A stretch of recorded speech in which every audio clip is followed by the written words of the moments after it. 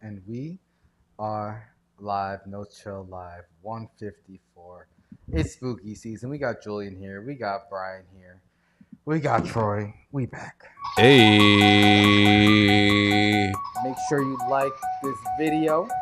Subscribe on YouTube. Yes, indeed. Yes, indeed. Thanks for rocking with us, everybody out there. We couldn't do it without you. Follow, subscribe. We're everywhere. Where'd you already say? YouTube, Twitch, Twitter, Instagram, Spotify.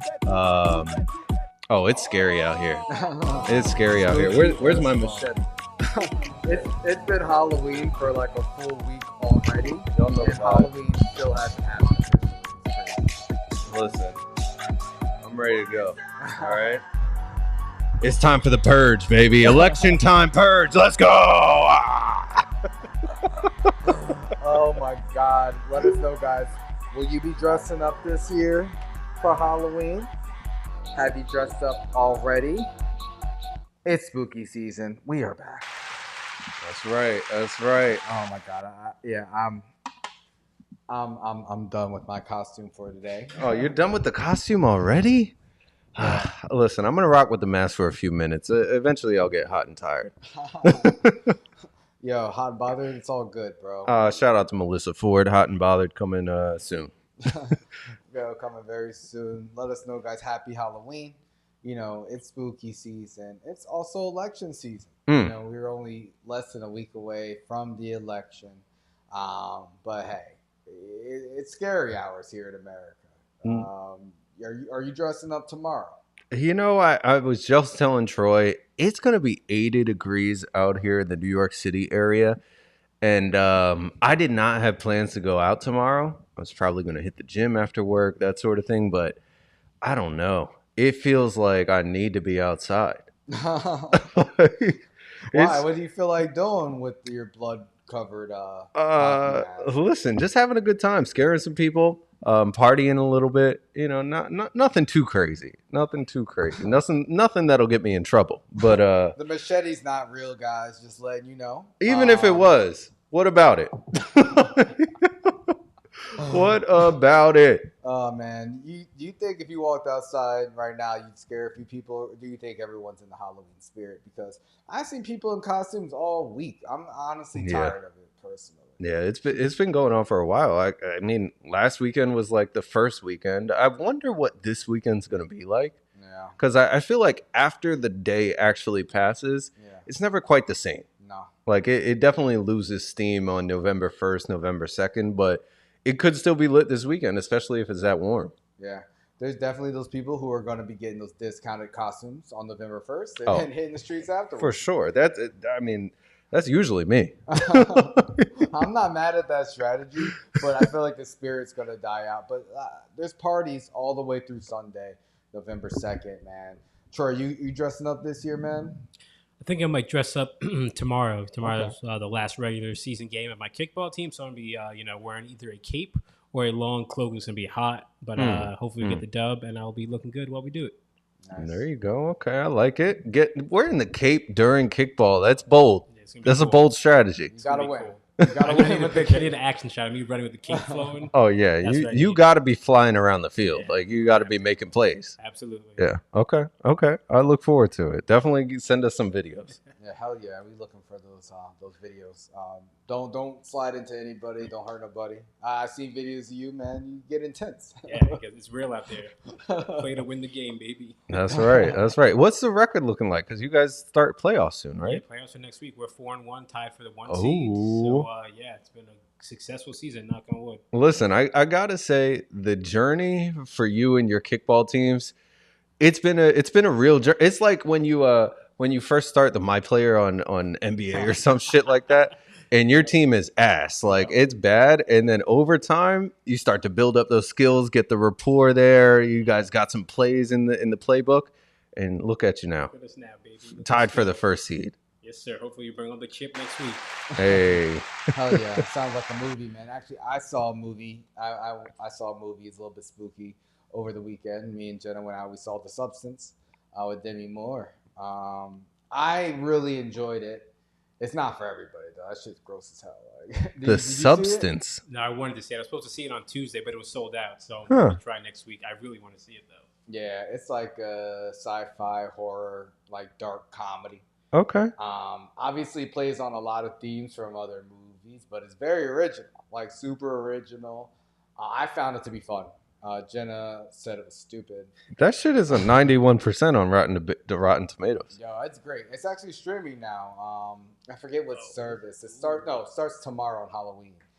But you can get like the free trial. I forget what it is. I think you can get it through Hulu, but highly recommend The Substance.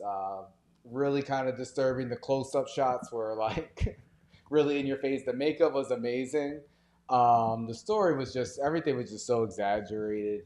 But I thought they kept it fun because it's like 2.5 hours. Oh, wow. Yeah. That's a long movie for like a horror comedy or something like that. Yeah. But, I mean, listen, I haven't seen Demi Moore in a movie in quite a long time, but she's one of those great whites, the old great whites. Yeah, shout out to Demi Moore. Troy, did you see any horror movies in the season, or like what was your favorite of the year? Favorite of the year, maybe Alien Romulus. Okay. If you count that as a horror movie, I know it's like more horror sci-fi, but I was very excited. I love the Alien franchise, and this movie delivered for me. So that's been probably my favorite horror movie this year. But there's been a lot of pretty good horror movies. I saw this one called Oddity. Okay. I'm not sure. I think it's on Shudder. I watched it through Amazon, but that's Okay. that was a creepy one. VHS Beyond, if like those horror anthologies. Wow. That's a good one. I just watched that movie Cuckoo with Hunter Schafer Okay. last night actually, and that was pretty good. I think Shudder is the app that The Substance is on. I'm pretty sure. Okay, cool. Okay. I get them all tomorrow. mixed up. Is Shudder a new streaming app? I don't know. I'm not No. familiar with that. It's been around for maybe like at least 3 or 4 years. Okay. Yeah, and they had pretty much just like strictly horror movies on there. Yeah, Interesting. I love it. Interesting. Let us know, guys. What are your top horror movies for spooky season? Have you seen anything new? Let us know.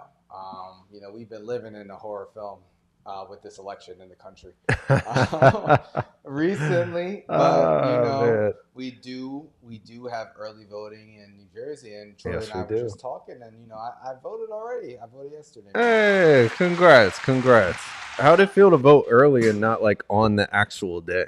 It felt great. It's super easy. Literally just walk downtown into City Hall. Yeah. These older women are very, very helpful. Just give them your name, address, you sign a paper, walk right to the booth, get your sticker, and you're good. Wow. Yeah, man, I actually got my sticker right here. Solid. Just to prove I fucking voted, yo. I think That's people right. actually vote just to get the sticker.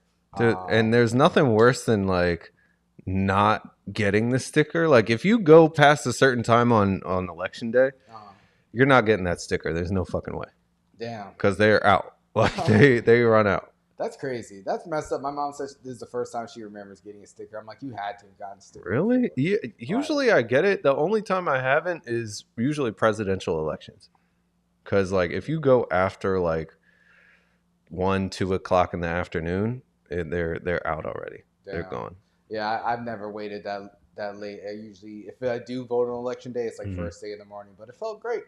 I'm trying to start a new trend with the sticker on the forehead. I think everyone should rock your sticker on your forehead, like the Catholics rock those dusty ass ashes on Ash Wednesday all day. We should do. That's hate. No, it's just a new trend. I'm just trying to start a new trend. I didn't know if I was gonna vote this year. So it feels good. I'm still on the edge of my seat though. Troy, how did it feel for you, man? Felt relieving, It felt like it was kind of like, hey, I'm doing my part. It's out of the way. Now all I can do is just like wait. I'm not going to be stressing on Tuesday trying to figure out when I'm going to go, seeing all these people waiting online. So it was kind of relieving, and it was very simple. Like you said, I went to the courthouse or the city hall yesterday.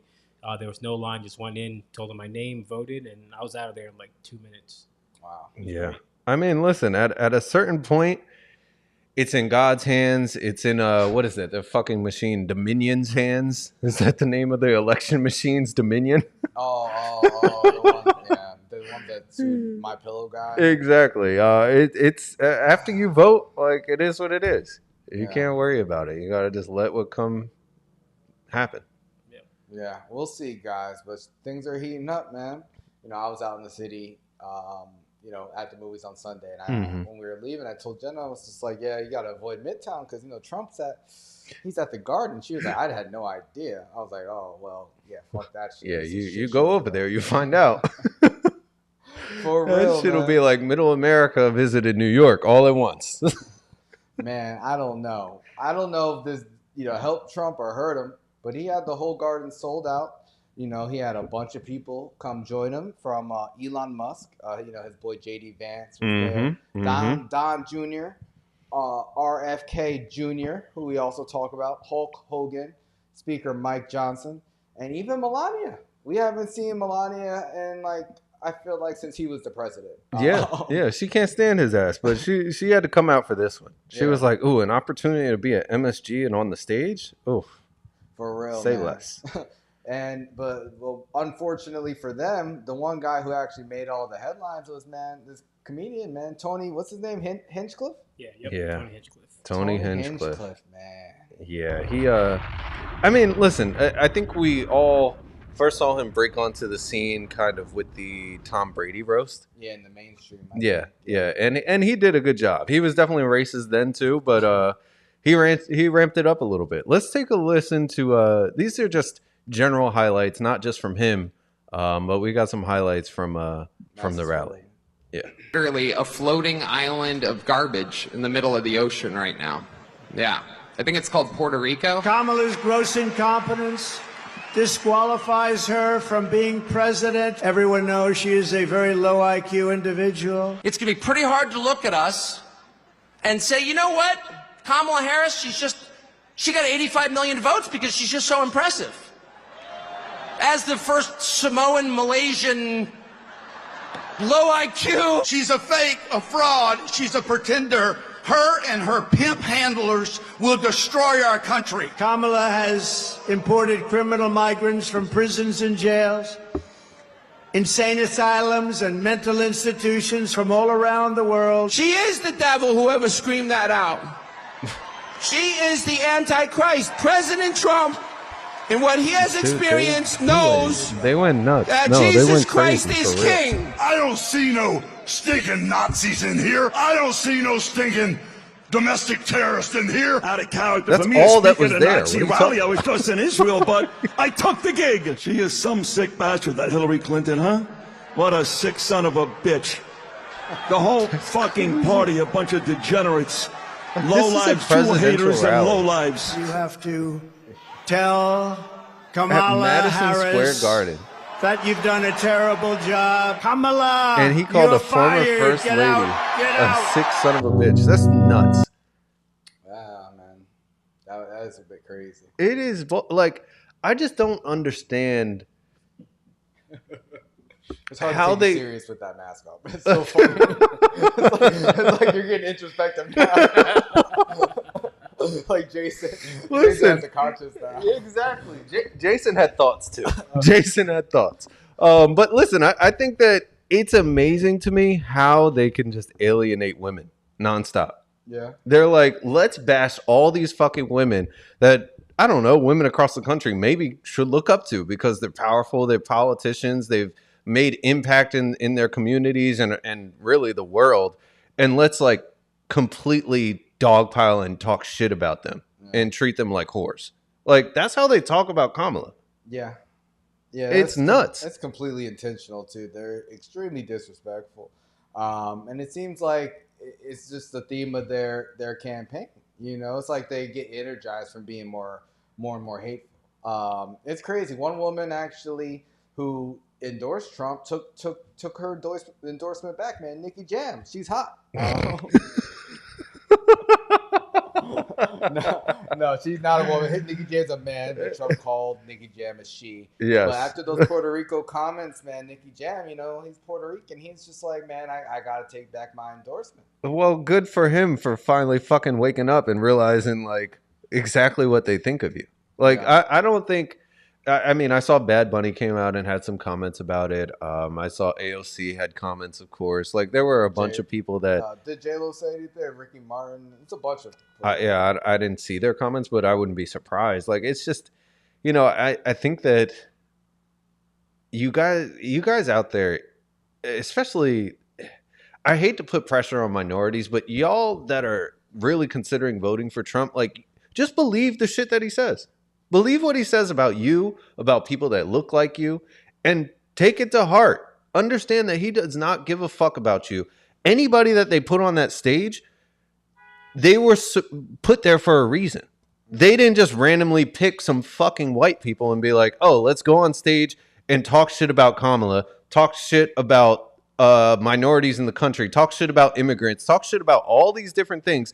Nothing about policy and what y'all plan to actually do if you, God forbid, get in office. Like, I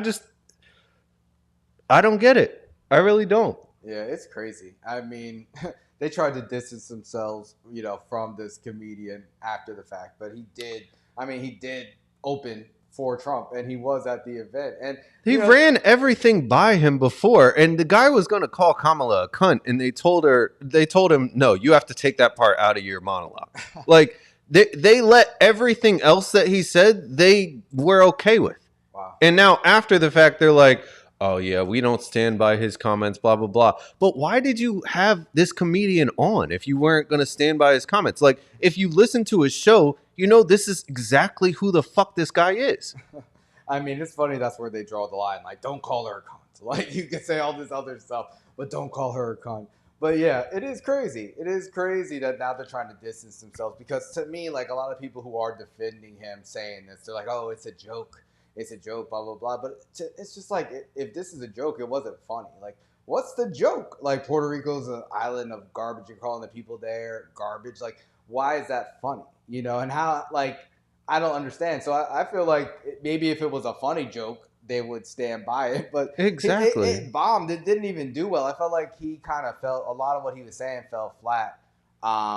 But do you think he was just trolling in this moment? And do you think, like, this will actually help his career? Because I feel like a lot of his fans, obviously, they like him for this. Yeah. I do you think that, because I think this is going to hurt Trump's campaign personally, because it's just like, it's not going to help. But I think it might help this dude Tony's career. It could. Shout out to Magical for recognizing the masks. But yeah, I think it could definitely help his career, because there's a certain population. He's been growing in popularity since, again, the Tom Brady shit. And there's a massive amount of America that resonates with this type of shit. Yeah. America is racist. Like, I don't know who thought that coming out and saying, oh, America's not racist, nobody's racist, blah, blah, blah, blah, blah. The only people that have to feel like they need to say that shit are fucking racist. Like, so yeah, he's going to be very popular. Yeah, but do you agree? Do you think it hurt the campaign, or do you think it might have helped? Oh, for Trump, I don't think this makes a difference, to be honest. I really don't. His supporters are going to support him. Maybe the Latino population, maybe they're like, oh no, we can't vote for him now. But I don't think, if all the other shit didn't bother you, this is what's going to really change your mind and help you see the light. Like, I don't know.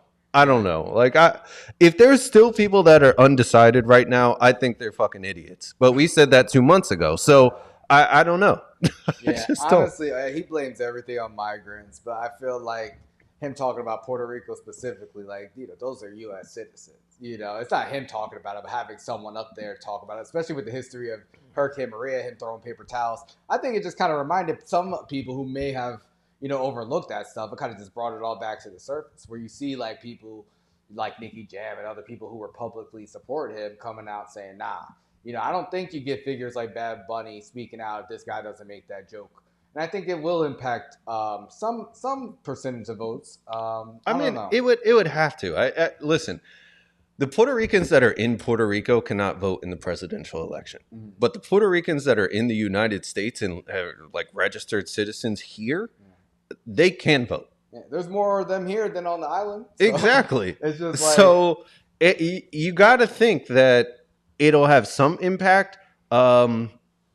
Hopefully in states where there's some swinging going on. And I'm not talking about the sex kind. Like, hopefully it's in Florida. Hopefully it's in Pennsylvania. Hopefully it's in the places like that. In New York, I don't think it's going to matter. In New Jersey, I don't think it's going to matter. But those other ones, let's crank it up.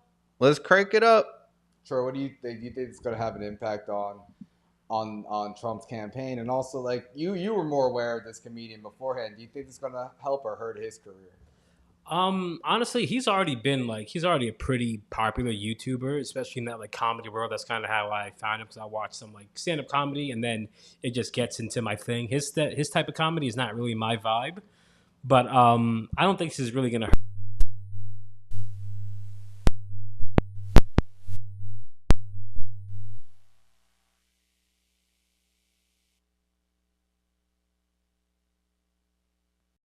Bear with us for a few minutes, y'all. We are dealing with some technical difficulties, but I think that it's going to be really interesting. We've got, 6 days left?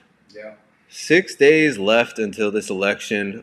In the meantime, while we get this audio readjusted for a second, make sure you follow, subscribe, check in with us, send us some DMs. Let us know what you guys think about that MSG rally in New York. Is it going to help out with Trump's numbers? Is it going to hurt his numbers?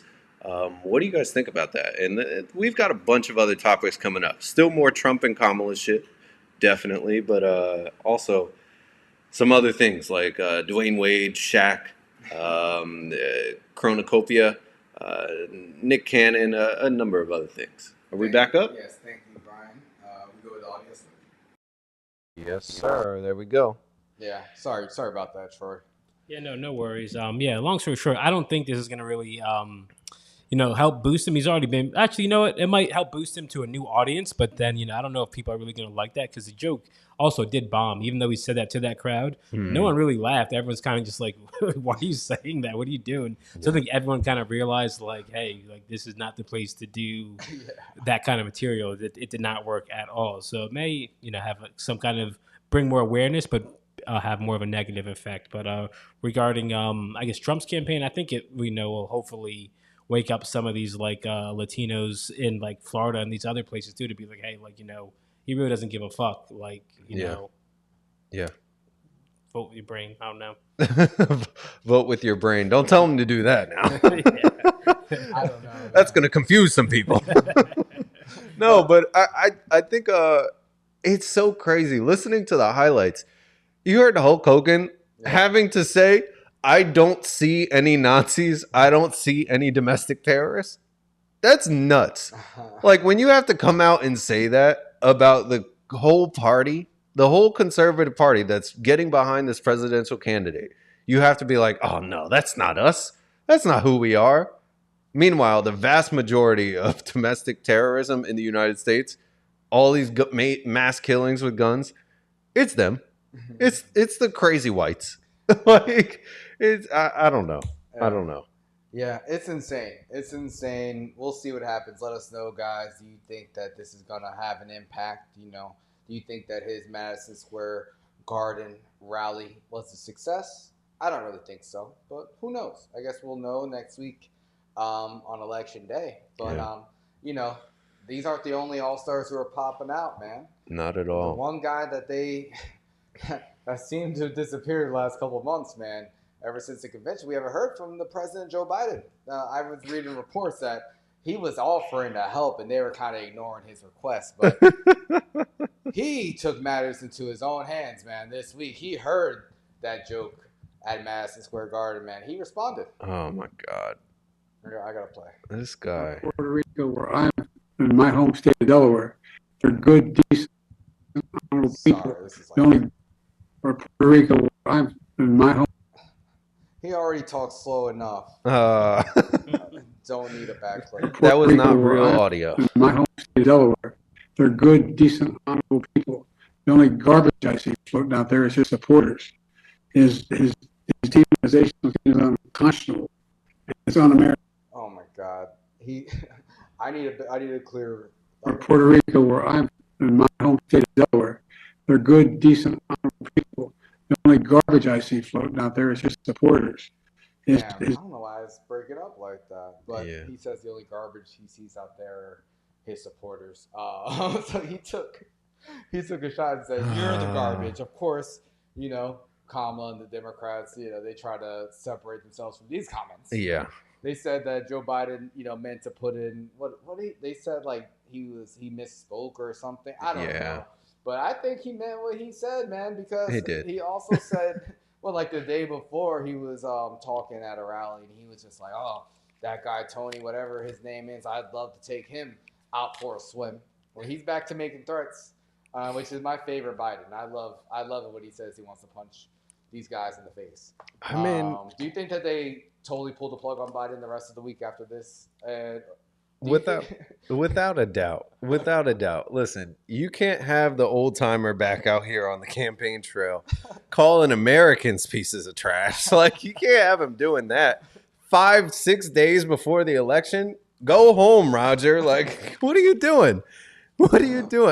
I feel like Biden, he means well, but every time he sticks his foot in his mouth a little bit. Yeah, he does. It's.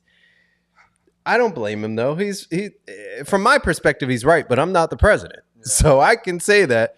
And my VP is not running for president right now, so I can say shit like that. He cannot. Yeah, he cannot. You did you post a clip about Obama on the pivot? He's been making his rounds. Did you get a chance to watch that or any of Obama's recent? I didn't get a chance to watch that one. I want to, but I think they've been making the circuit. Like, they've been going everywhere. You figure he's been on the pivot. Kamala did Club Shay Shay. Wow, did you watch that one at all? No, I didn't catch that one either because that just came out on Monday. Okay. But I think they're doing everything that they can, but we'll see if it's enough. We will see. I know the Club Shay Shay one did not have great reception, really? And I don't know if it was that the Trump fans like went in and just put a whole bunch of downvotes for the YouTube video or what, but it was getting ratioed. It was like 40,000 likes and then like 80,000 dislikes. God damn. I have a clip I can play from it. I don't think you're in Donald Trump's club. You're not. Right. He's not going to be thinking about you. You think he's having you over for dinner?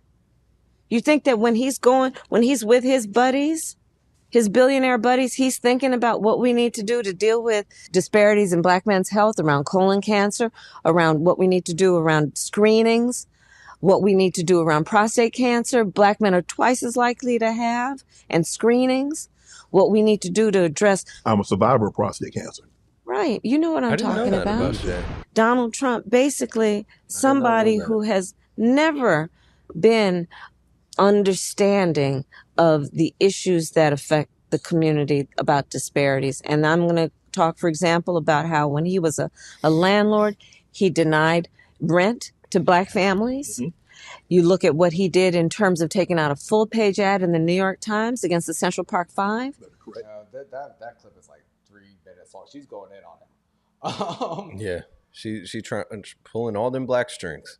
Yeah, I feel like people who already don't like her, I don't know if these appearances are going to change anyone's mind. It's just like, as you said, Trump has been, he's done so much, he's said so much. I don't think anything she's saying would be a surprise to anybody at this point. Yeah. But I don't know, man. I really don't know. Then we got Trump on Joe Rogan. Yeah. Like, they're all over the place. You think we see some more appearances because they say Kamala's trying to go on Joe Rogan, but they can't agree to the terms. I don't think she should. Really? I really don't think she should. Why not? Like, you think it'd be... Dog, Joe Rogan has had so many of these very people that we're talking about, like, being racist, being super conservative. There's a montage of Joe Rogan saying nigga. Like, there's a lot of reasons why she probably should not go on Joe Rogan's podcast. It's just not her demographic. It's really not. His video with Trump already has like 45 million views. Yeah.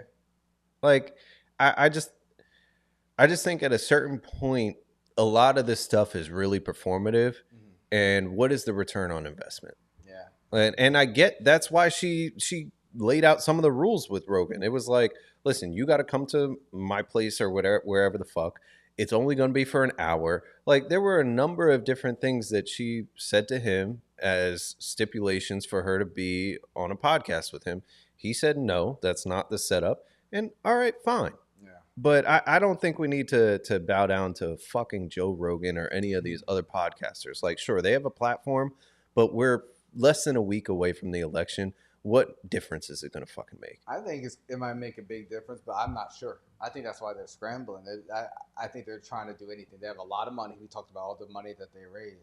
And like sometimes going outside of your demographic is what's good. Maybe there's some people out there, you know, because Trump lied like so much in that 3 hours of Joe Rogan. He got off all the lies that he wanted to get off, and he was all over the place in that bullshit. Of course. Like, let's take a quick listen to just a couple of the highlights. Oh, perfect.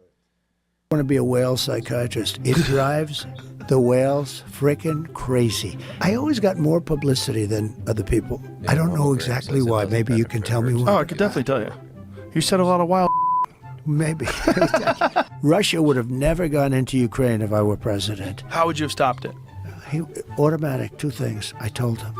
I said, Vladimir, you're not going in. To me, the most beautiful word, and I've said this for the last couple of weeks, in the dictionary today, is the word tariff. It's more beautiful than love. I lost by like I didn't lose, but they say I lost. You're not a Kamala person. I know you. I've watched you. I know him better than his. You know what? Without speaking to you, I think I know you maybe almost as well as your wife. You're a Khabib person, but you're not a Kamala person.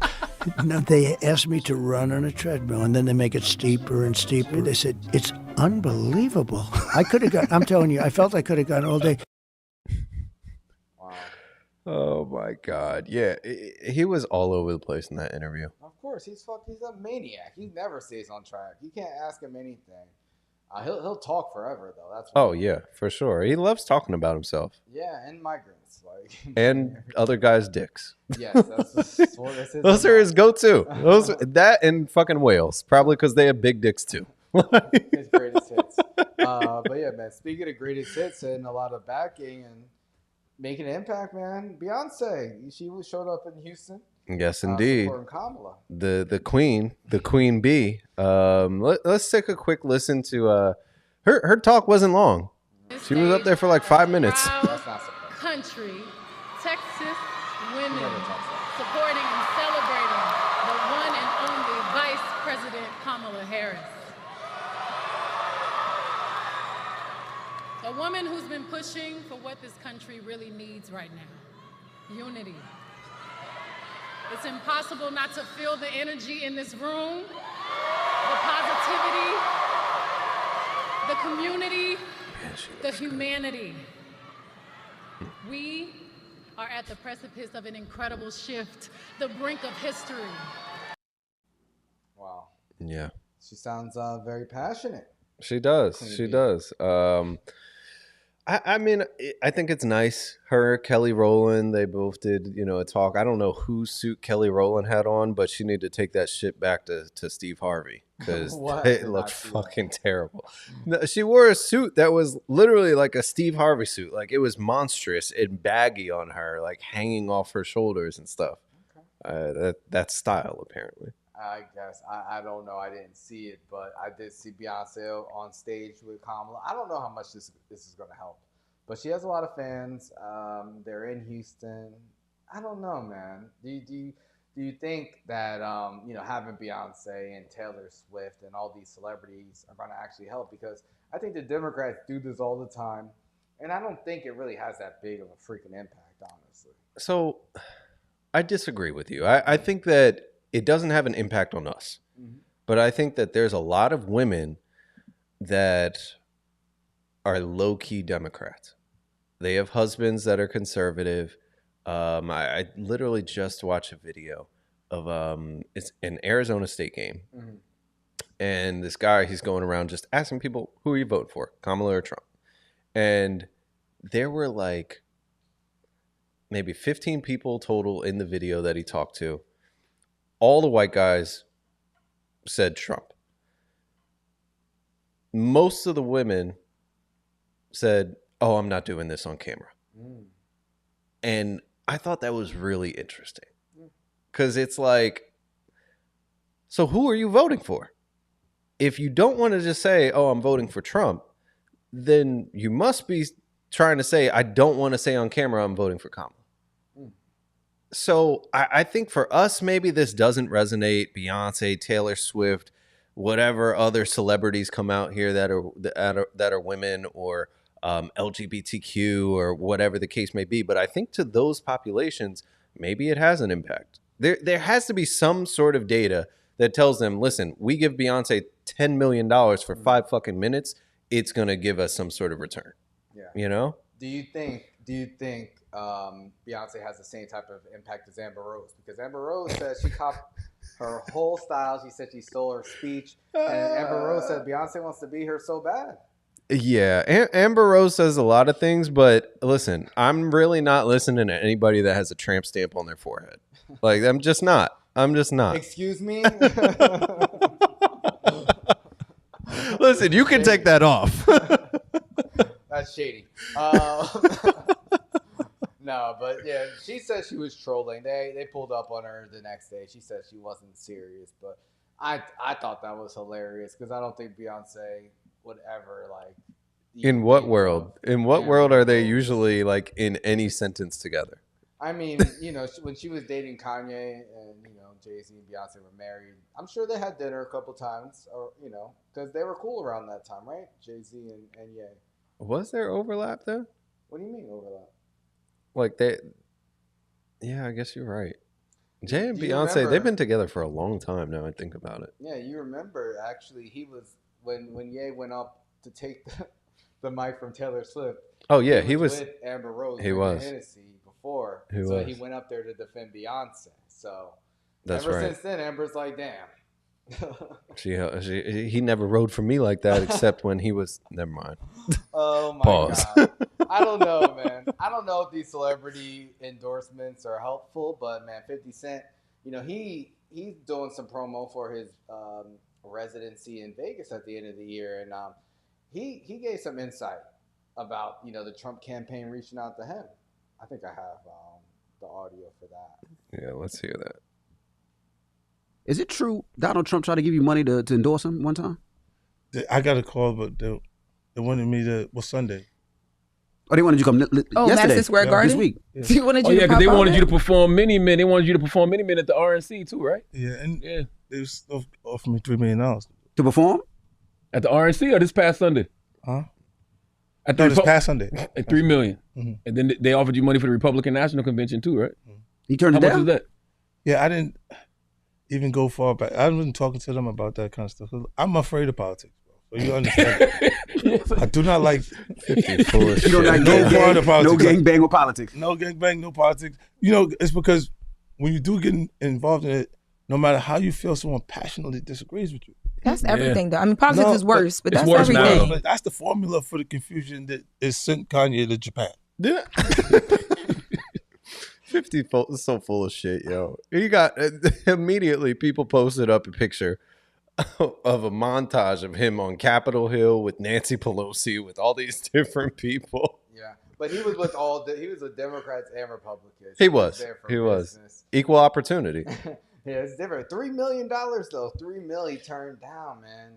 Do you think these other people are getting paid that type of money? And would you turn down $3 million to perform at Trump's rally? Listen, I think Hulk Hogan is doing this because he's definitely getting paid. Okay. I think anybody that is on the stage at this stage in the convention, they were trying to burn the money that they got left. That, and they're going to save some because there's going to be a shit ton of legal battles, I'm sure. But yeah, everybody's getting paid $3 million though. I'm glad 50 could turn down $3 million because he's worth way more than that. Yeah. Like, if it was me or you, listen, give me my karaoke machine and the fucking lyrics. I will sing. $5 million. I will say, I would have to think long and hard about it because, pause. If I get on stage at a Trump rally and perform anything, my parents are probably going to disown me. They're going to disown you. They're not going to be happy with that. I'm really serious. Like they would be very upset. I don't think for any amount of money that they would really understand it. Really? Yeah, I really don't. Wow. See, because I was raised in a way where like your money should not like make you for sale. You know, like, yeah, you earn money, you work hard for money, you do what you need to do, you use your talents and your skills to make as much as you can to build a legacy for your family, but you don't sacrifice who you are, how you were raised, your morals and values and things like that. And like, I can't imagine going up and performing a song and then the next thing I know, this fucking guy is talking about Puerto Ricans like they're dog shit. The other guy's calling Kamala a prostitute. Like, I can't. Like, me, if I get that call, $3 million, man, you can find me in the club, bottle full of bub. I got the heck if you want to. I don't even care. I don't care, man. I'm doing the whole album. I'm doing 50's greatest hits. I'm doing everything. My family, y'all gonna have to understand. I need this money. I don't give a fuck. Like, at this point, okay, of course, like, I would need a lot of money to do something like that. But hey, like, at the end of the day, what's worse, name calling or bombing children? All these political candidates, you have blood on your hand if you campaign for this shit. Like, I don't care. At this point in my life, you know, if I'm 50 Cent, if I have hundreds of millions of dollars, it's obviously not worth it. Yeah. But hey, give me $3 million. People forget about it. I don't know, something like that. They're not forgetting, but I don't know. Lil Wayne, you know, like, he got his freedom. Like, I think certain circumstances, I understand. I think people get it, but I don't like it. What about you, Troy? What's your number? What's your number to get up there and perform your favorite rap song? That's a tough one, man. Because like you said, like, part of me is like, yeah, you know, $3 million, you can do a lot with that kind of money. But at the same time, you know, you got to be on stage with these people who don't value you. You know, they don't care about you. They don't care about black people or any of this stuff. Like, you have to live with that. And you got to go home and look like your family in the face, your loved ones in the face after that. Like, I don't think it'll be tough. It'll be a lot of money to do something like that. It's not easy. I know. I want to say. I think the threshold for me would be like, is this enough money for me to never have to work a day in my life again? And for $3 million, the answer is no for me. Yeah, that's true. Yeah, the answer is no for me. Like, if I won the lottery today for $3 million, I'm going to work still. Like, sure, it's going to change my life. It's going to change the way I'm moving. Y'all might not know how much I got, but you're going to know I got some shit. But it's not going to be where I'm in a position where, put in my notice and I'm no longer working starting Friday. You get 2 days instead of 2 weeks. Like that, it's not going to be like that. Now, if we were talking like $10 million, that's a harder decision. Yeah, that's a harder decision. Yeah, I feel like Amber Rose definitely got paid. Like, I don't know. I feel but they probably gave her pennies. They probably gave her like $250K, and she was good. I'm sure a lot of these people have gotten paid, but we'll see. I mean, $3 million. I mean, I'm glad he turned it down too. Yeah. You think Fat Joe would have turned that down? Because people really shit on his performance in the World Series. I don't think Fat Joe's in the same money situation as 50. I feel like $3 million.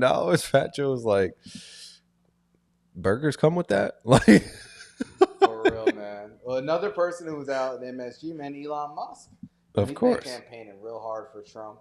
You know, they've had their ups and downs, but you know, he's been betting big his own money, you know, on supporting the Trump campaign. And he's also spending money, man, on an idea that we had, man, when we first started this show, man. He's buying his own baby mama compound. Wow. $35 million compound for his 11 kids. And 2 of their 3 mothers. Elon Musk reportedly bought a $35 million compound with enough room for his blended family, which includes 3 exes and at least 11 children to live together with him in Austin, Texas. You know, we talked about this a long time ago, and he's the first one to do it. You know, the richest man in the world. You think this is going to become a bigger trend? I mean, he's not the first to do it necessarily. Isn't Nick Cannon doing something similar? No, they all remember he has to like. You're right. He got to get on flights. We said he should do this. Yes, that's what Trigger did. Him in Future, we said they should do this. But Elon Musk, he must have heard us. He either heard us or he actually got the money to back it up. He was like, "Listen, I'm gonna make this compound. Got a bomb shelter under there, probably all that good stuff. down in Texas. I think it makes sense.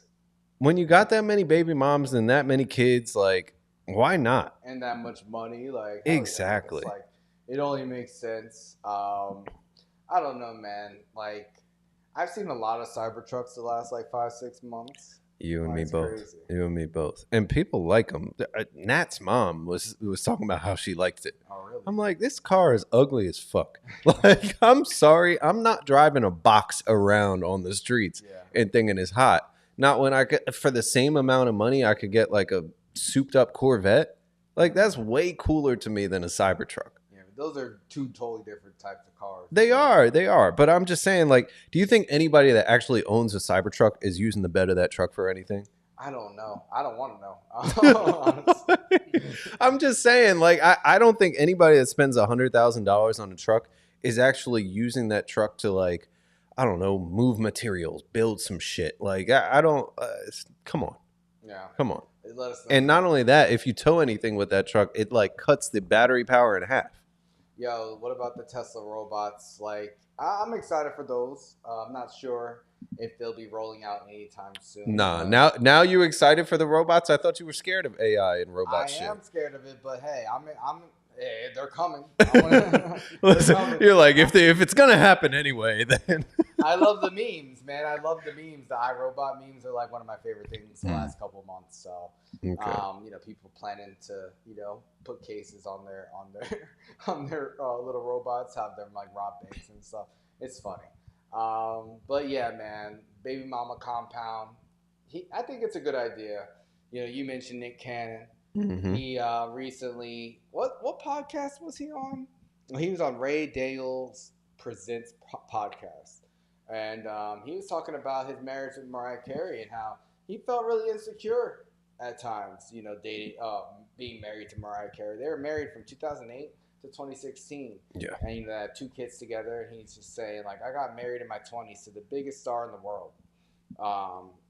He said, I would lay up at night thinking, like, is this who I am? Am I Mariah's man? Is that what my life is supposed to be?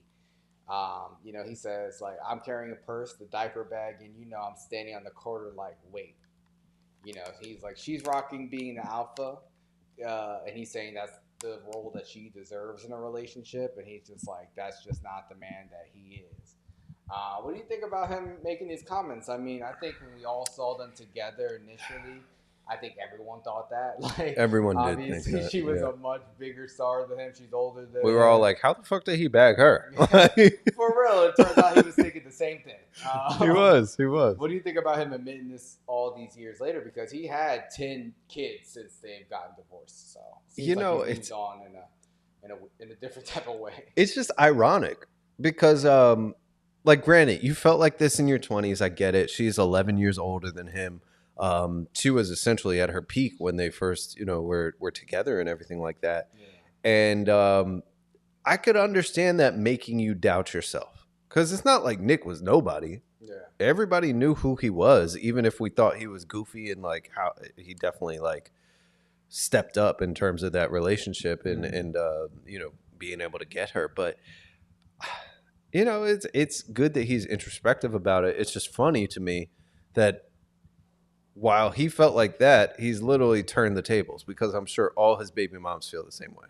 You think so? Nobody knows anything about his baby moms.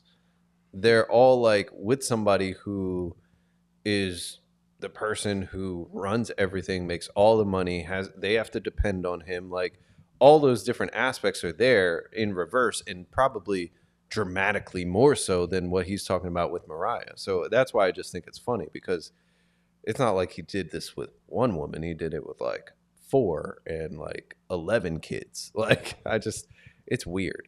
Yeah, I think it's weird too. And I think he would make really good use of a baby mom compound like Elon Musk. Maybe, for sure. Maybe he could get the hookup on that. But I don't know why he doesn't do that. I think there's nothing smarter than finding one of the best school districts in the country, moving your whole family there, put a compound together, 3-4 houses, whatever you need, and you're good to go. They can make their own school. They got enough kids. You ain't right. It's true. He has fucking 10. He has 12 kids. Man. You think you should just homeschool all of them? Hire a couple teachers? I mean, yeah, like why not? I mean, you're really spending freaking hundreds of thousands of dollars a year on education on private schooling. You might as well, hire a couple of teachers who could just do it in house. I would think, especially with his. Or he should just start getting teachers pregnant. Then he wouldn't have to worry about this shit. Like, that would be so much easier. Listen, Nick, you got to start thinking ahead. Like, listen, make sure these chicks got some sort of skills. Like, one is a farmer. She can, grow all the vegetables and take care of livestock on the plantation, on the compound or wherever you put them at. You need one who is a great cleaner, can do the housekeeping for the compound. Another one who can be the teacher. And then sounds like slave labor, sex slave. This is what Diddy had going on. Listen, and then get one who's like a cop. That way you can have security for the compound. No, listen, I'm just saying, if we're gonna do this, if you're gonna have all these women, be strategic. Save some money at the same time. I mean, even when you marry the supermodel who's even richer than you, and it doesn't work out, she still moves on, man. Look at Tom Brady. Oh my gosh. We talked about Tom Brady getting divorced 2 years ago from Gisele. They were together for some time. I don't know how many kids they had together. I think they had like 4. But yeah. Gisele, she's 44, and now she's announcing that she's pregnant with her jiu-jitsu trainer boyfriend's baby. Her boyfriend. They're expecting. They said.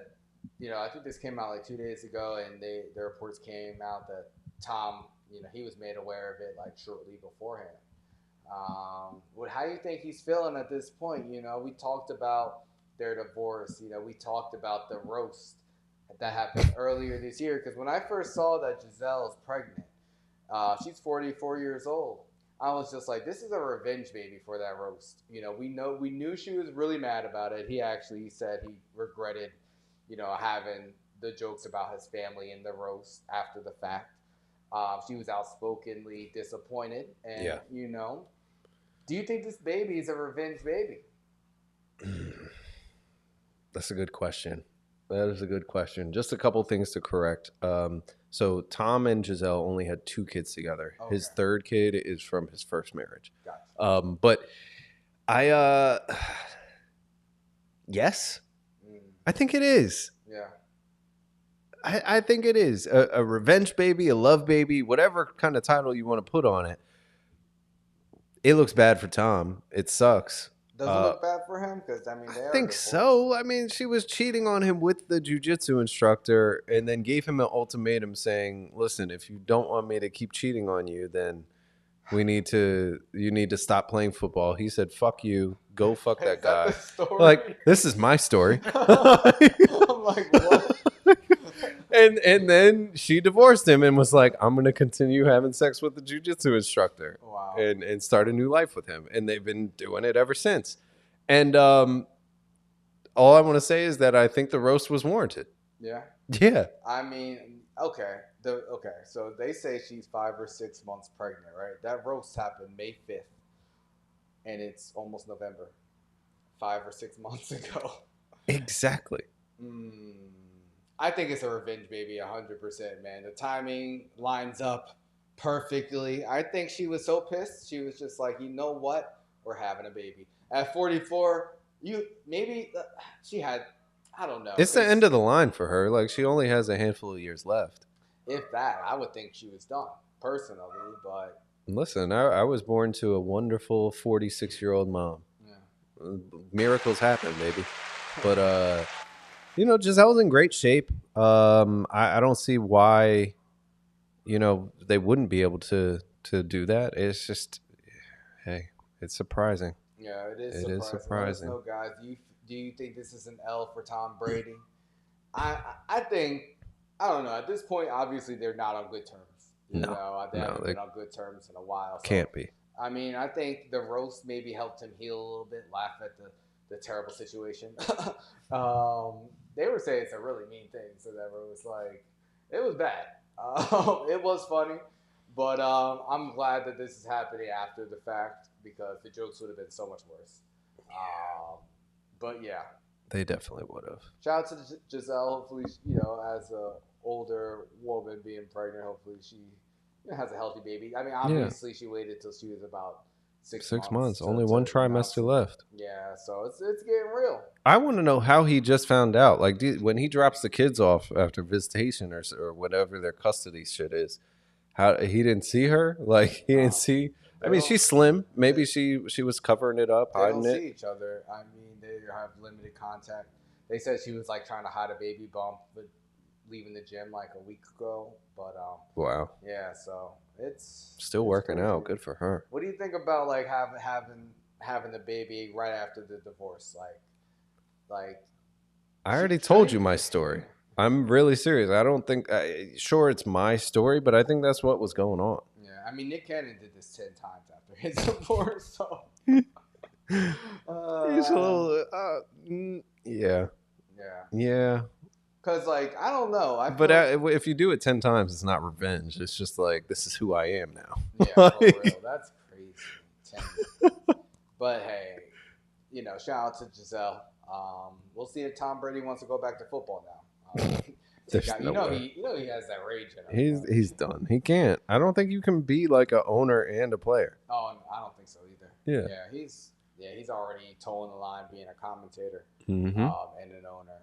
But yeah. Speaking of kids, man, Love Is Blind season 7. The reunion is today. Have you caught any episodes at all of this? No, we have not watched it. Between the travel and just like other stuff going on with weddings. Yeah, real weddings, and then my own like stuff that we're working on. It's just too much. Yeah, too much. I want to catch up to it though. Well, this season, like things were happening on TikTok and Twitter on the internet before the episodes even aired. Like, so this one guy. His name is Tyler. Like he told the girl that he was a sperm donor for a friend, but that storyline was exposed on TikTok right when the first episodes came out. I've never seen anything like this before, and it's just crazy to me how you get these TikTok investigators who are able to uncover a story a year after a taping, and Netflix is setting these people up for failure, casting these people with these crazy ass stories. But in the article I was reading about this, they're saying how Netflix actually benefits from it because of course all of the traffic on social media and these extra storylines, and it gets people to watch the show. Do you think Netflix casts these messy people on purpose? And like, can they keep getting away with this shit? Because I think it's fucked up. Because these people, this couple actually went to the end and got married.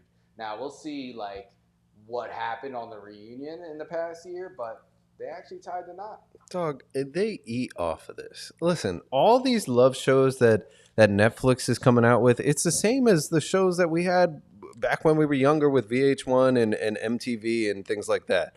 I Love New York and Flava Flav and the Bret Michaels shit. Like all those shows, this is the same thing. It's just different variations of it. You figure Love Is Blind is on what, season 6 now? 7? Mm-hmm. Like they wouldn't have this many seasons if it wasn't hitting. Yeah.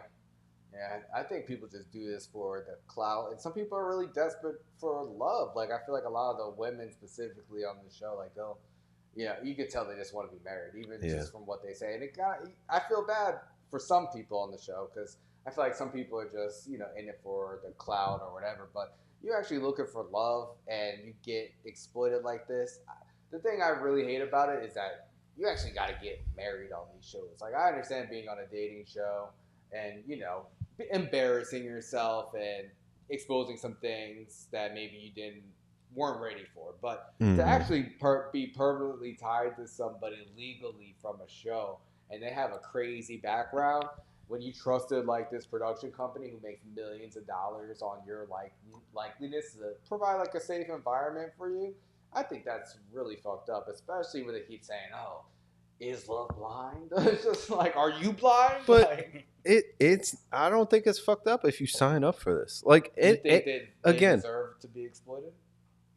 I think if you don't realize that you're being exploited and used after the show has had 6 seasons and they have this myriad of different love shows that nobody ever fucking stays together, it never works. Like then you're sheep to the slaughter at this point. Like I don't have sympathy. I don't. Damn, maybe you gotta watch this season. Maybe you feel different if you actually saw like what's going on, because a lot is left like off the screen, and it's just like, damn, like if someone's hiding this big a part of their past from everyone, and you decide to be with them, like you gotta. I feel like the network is complicit in that. Like you trust them to actually vet people to be forthright, or someone step in and give you the real information. Like, that's crazy. You do a background check on people and you don't disclose that to people. I think it's fucked up. I mean, but what can you do? Like, all right, so they did a background check on this person. What if they did background checks and didn't find anything, and then the person turned out to be a psychopath? You can't hold the network liable for that. Like, it's just, I feel like it's a slippery slope when you tell people, okay, here, sign all these papers saying you waive your rights to whatever the fuck. And then, later on you want to sue the company or something, or you feel like they wasted your time, or they embarrassed you, or things were withheld, like all that kind of stuff. I just think it's a slippery slope. Yeah, it's crazy. Like, I'm definitely going to watch the reunion tonight. I do recommend watching the season. It is entertaining. Yeah. But yeah, I do think it's crazy, like that social media investigators be uncovering the real shit before the shit even comes on Netflix. That's what makes me think they do it on purpose, because they're like, oh, this is going to be juicy. Like, but I'm not surprised. I mean, listen, you told me some of the details that you knew, and you're not a social media investigator, but people know these individuals that do these shows in real life. Yeah. Like, so somebody's gonna leak something. Is because everybody wants their moment of fame too. Yeah. Even if they're not on the show. Yeah. Or maybe they're doing it out of the kindness of their heart. They're like, listen, so-and-so needs to know about this because this is messed up. It's not right, blah, blah, blah. Like, they're saying the same thing you're saying. It's not fair. Yeah. Yeah, I don't think these people are doing it out of the kindness of their heart. I think they're, losers looking for clout. Honestly, for real. Gotta get those views, baby. For real. It's just like, you have no life. Like, come on. But hey, it's interesting. I still watch the shows. Let us know, guys. Will you be watching Love is Blind reunion? We'll see. We'll see what happens. But it is spooky out here. It's spooky out here dating. It's spooky out here on these reality shows. It's still Halloween season, guys. Yes, indeed. We took the mask off because it's fucking hot. Yeah. And on Halloween, which is crazy. For real. 80 degrees. Yes. Today, tomorrow. Oh, my God. Fucking insane. Like, but, we have a list. Streets are thought. Hell yeah. We have a list, guys, of the best cities for Halloween. What do they have to say about this? So they have a list of the best cities, and the criteria is like, this is a Wallet Hub. So they rank like the total score, which is a combination of 3 categories. So they're looking up trick or treater friendliness, Halloween fun ranking, and Halloween weather ranking. So they compile that list and come up with the top overall cities. Now, number 1 is, of course, New York City. Of course. New York. All these other cities ain't shit, yo. We read too many lists where New York ends up being number 1, top 3, top 5. You other cities got to step it up. The best and the worst. New York's the best and the worst ever. Oh, man. But number 2 is right here, man, Jersey City. Wow. And I thought this was funny because, like... I'm surprised by this. Really? Why are you surprised? Well, I'm surprised because of the other ranks. Like, so you mentioned the 3 different areas they break the ranking up into. They said number 1 for trick-or-treater friendliness, which I was a little bit surprised by. But then they had them at 91 and 62 for fun rank and weather rank. Yeah.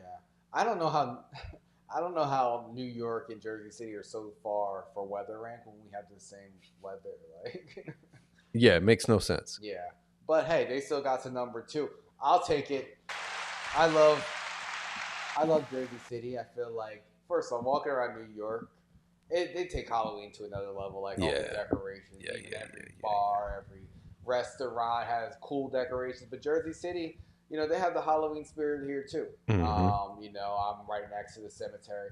I think Shannon was over here. Was it this past weekend at some event? Last weekend, yep. Last weekend, yeah. Yep, she was there. What was that event? The Ghost of Uncle Joe's, where there's a fundraiser to help protect that land. So none of these real estate agents buy that land to build more property there. So at first I thought it was kind of creepy, and I was like, why are you guys celebrating on these cemeteries? But it turns out they're doing it to protect the cemetery. ground. Yeah, exactly. Wow. So I was like, that's kind of cool. That so is they do cool. it every year, yeah. Nice. Yeah, so, Jersey City has a lot of events and stuff around Halloween.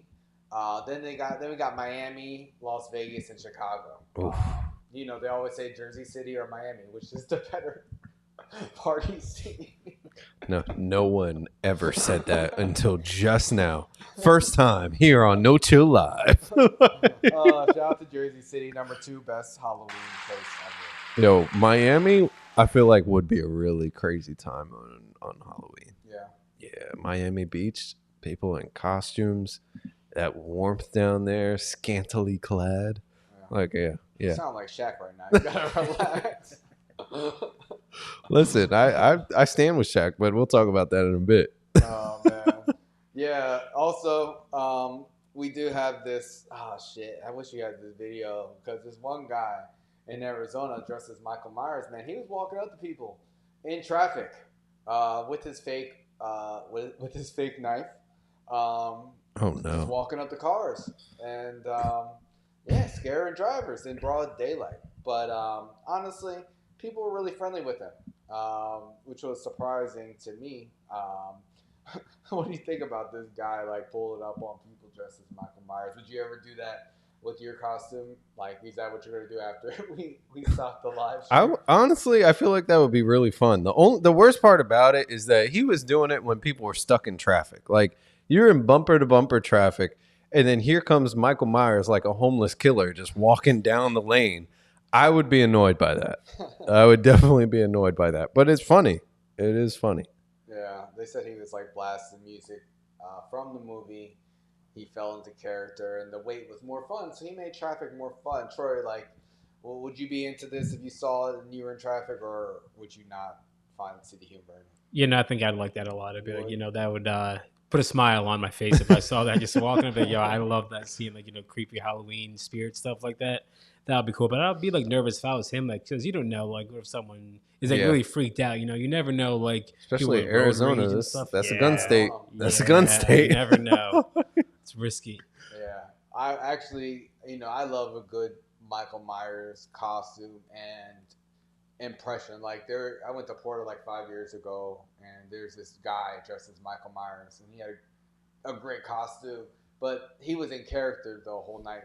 And I think he was by himself. He didn't talk to anybody. He was just standing around, and they brought him up for the costume contest, but he didn't win.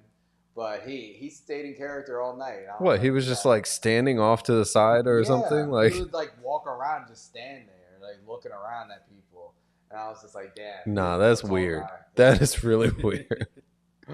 That is really weird. Yeah. Let us know, guys. Are you guys gonna be trick or treating this year? Are you guys dressing up? What's your guys' favorite candy? Me, on Halloween, I'm a fan of candy corn. I like candy corn a lot. Only around this time. You made a face. You don't like it, Troy? You don't like candy corn? No, candy corn is disgusting. Yeah, oh my god. What do you like? So my favorite candy is Kit Kats. Okay. And Ferrero Rocher. That's the little gold ones. And Goobers. But you don't really see people give out Goobers because they come in a box and stuff. Wow. But yeah. What about you, Troy? I like the sugary ones, kind of like Skittles, Starburst, Airheads. It was cool growing up. Our other brother Tori would eat the chocolate candies, and I'd eat the Skittles and everything else. So we'd always combine ours and then split it up so we have equal amounts of stuff that I don't like that he likes and vice versa. So, oh, nice. Yeah, it was a good compromise. Yeah. That's nice. 2 is always better than 1, man. Very nice. I remember some years just getting way too many fucking Tootsie Rolls. I like Tootsie Rolls, but 80% of my candies. They used to violate with Tootsie Rolls. Nobody liked Tootsie Rolls like that, and they would always give them to you. Yeah. Trauma. Let me see that Tootsie Roll. Oh my god. Yeah, it's a lot of masks out here. you know, one person says take your mask off, man. Tyler, the Creator. His new album, was it Chromacopia? Yes. Chromacopia. Tyler, the Creator, dropped his, what is this? What number album is it? I don't even know. 6? Yeah, I think. I don't know. Is it 6? But yes, he dropped this on Monday. Yeah, I really like his rollout that he's been doing. I know he had a listening party, I think, in LA. Have you gotten a chance to listen yet to Chromacopia? I listened to like half of it. Only half? Yeah, only half. And I did like what I heard, I have to say. But I haven't been disappointed in the Tyler project in probably his last 3-4 albums. Mm-hmm. The production is great. I like the content. It's relatable. I just, it's entertaining. He's got a few different songs that, of course, talk about like relationships and things like that, which always seem to resonate because he makes it fun. I really enjoyed it, but I only listened to the first half. Literally like 7 songs. Damn, yeah. I listened to it like 3, 4 times. I listened to it like twice back to back when I first heard it. Yeah. And I listened to it a couple times since it just dropped 2 days ago. I really like it.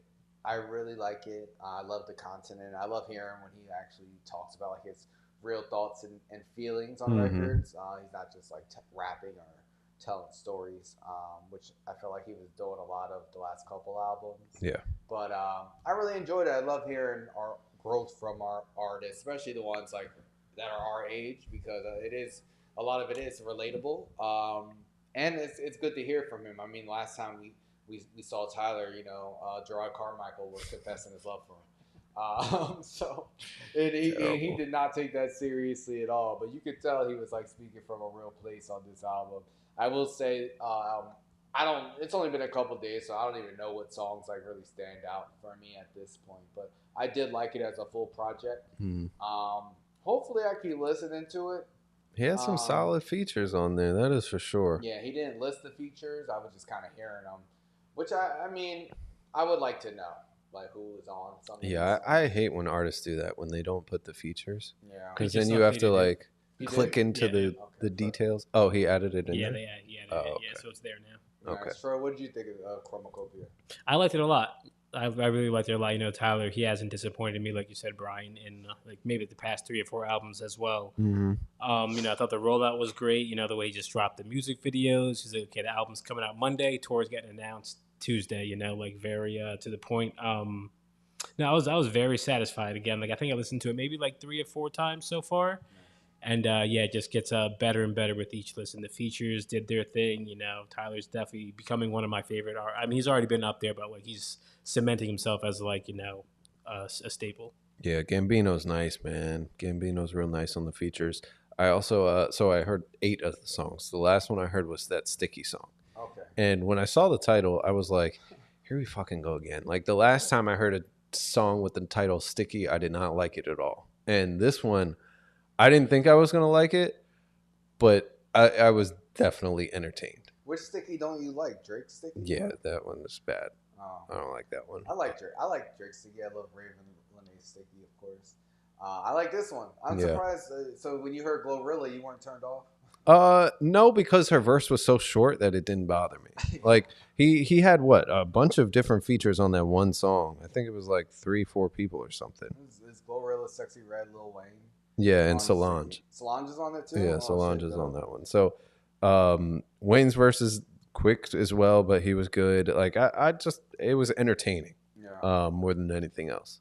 Yeah. This is a fun record. I like hearing Tyler do different things. Mm-hmm. I'm sure his tour is going to be dope next year. Love it. Love getting new music. I'm still looking forward to new Ye. I hope he drops that Bully album this year. What did you think about the fact he dropped it on Monday?